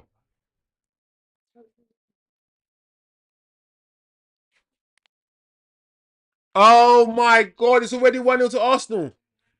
Oh, we've been talking on stream. We ain't been watching this game. Oh my gosh, Arsenal already winning. 8 minutes in. Oh, come on, City. Flipping that, we can't have United lose and then Arsenal win. But I don't want Man City to win either. This is confusing. I'm discombobulated. Nah, man, I need to. My hatred needs to focus on somebody. My hatred. I just hate both of these teams. No, I hate them both. I want both of them to lose. If there's a way for both teams to lose this match, oh man, flipping heck, man. Ince went to Inter, wanted to come back to United, but we rejected him, so he went to Liverpool. Yeah, yeah, I remember that. I remember that. The whole Ince situation. I remember it, man. Like, I was like, oh, we treated him a bit dirty. But it is what it is, man. I remember Paul Ince, man. I like Paul Ince. And he had a son. And his son, yeah, his son wasn't all that. His son played for Blackpool on the wings for Blackpool, I think. Yeah. Um, yeah, man, I like Paul Ince, man. I totally forgot about Paul Ince, man. Flipping heck. Yeah, yeah, yeah.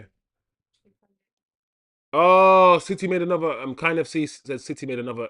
I knew it. I said this game here is gonna be like a weird game where it's gonna be Arsenal gonna score because City are gonna make loads of defensive errors. But I also expect City to be better attacking wise than Arsenal.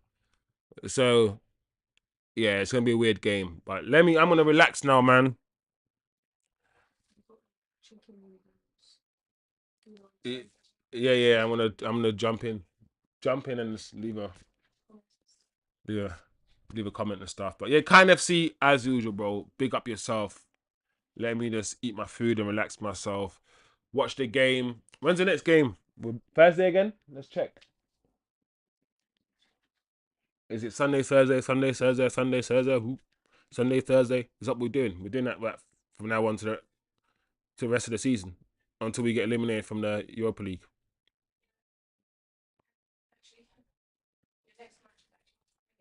Our, our next match is Friday.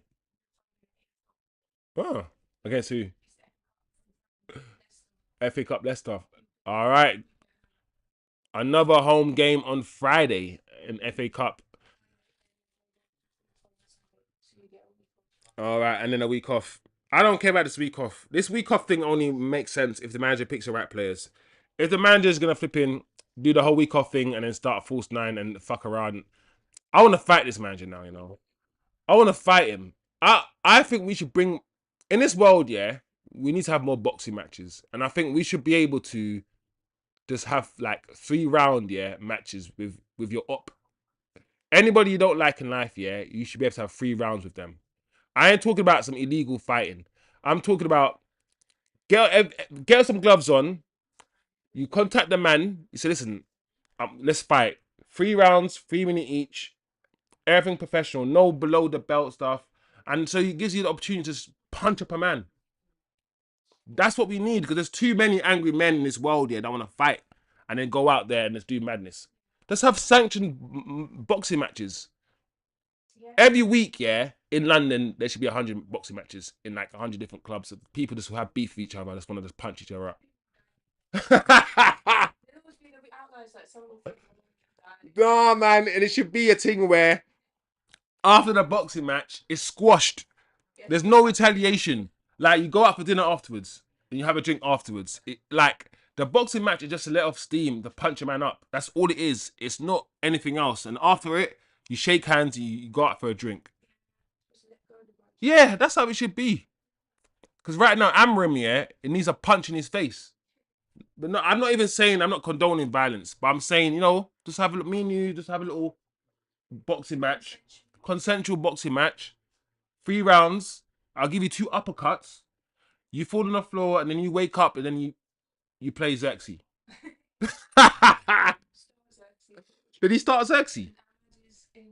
Yeah, and then you do what you need to do, and then I've fixed you. He's been fixed, right? And there you go. You agree with me. So that's you're funny. That's what I think needs to happen. Anyway, yeah. All right, big up yourself, Kind FC. I'm out of here, man. Friday, I see you, man. Friday, if you log back on. But yeah, man. It's been lovely. Hopefully, we'll give Rude a good uppercut as well, bruv. Metaphorically, obviously. I don't condone violence. But yeah, man. Always, bro. Big up yourself, people. Love for the chat. Good content. Shit result. But it is what it is, man. Peace out. Bless. Love. Have a good week. And I'll see you on Friday, man.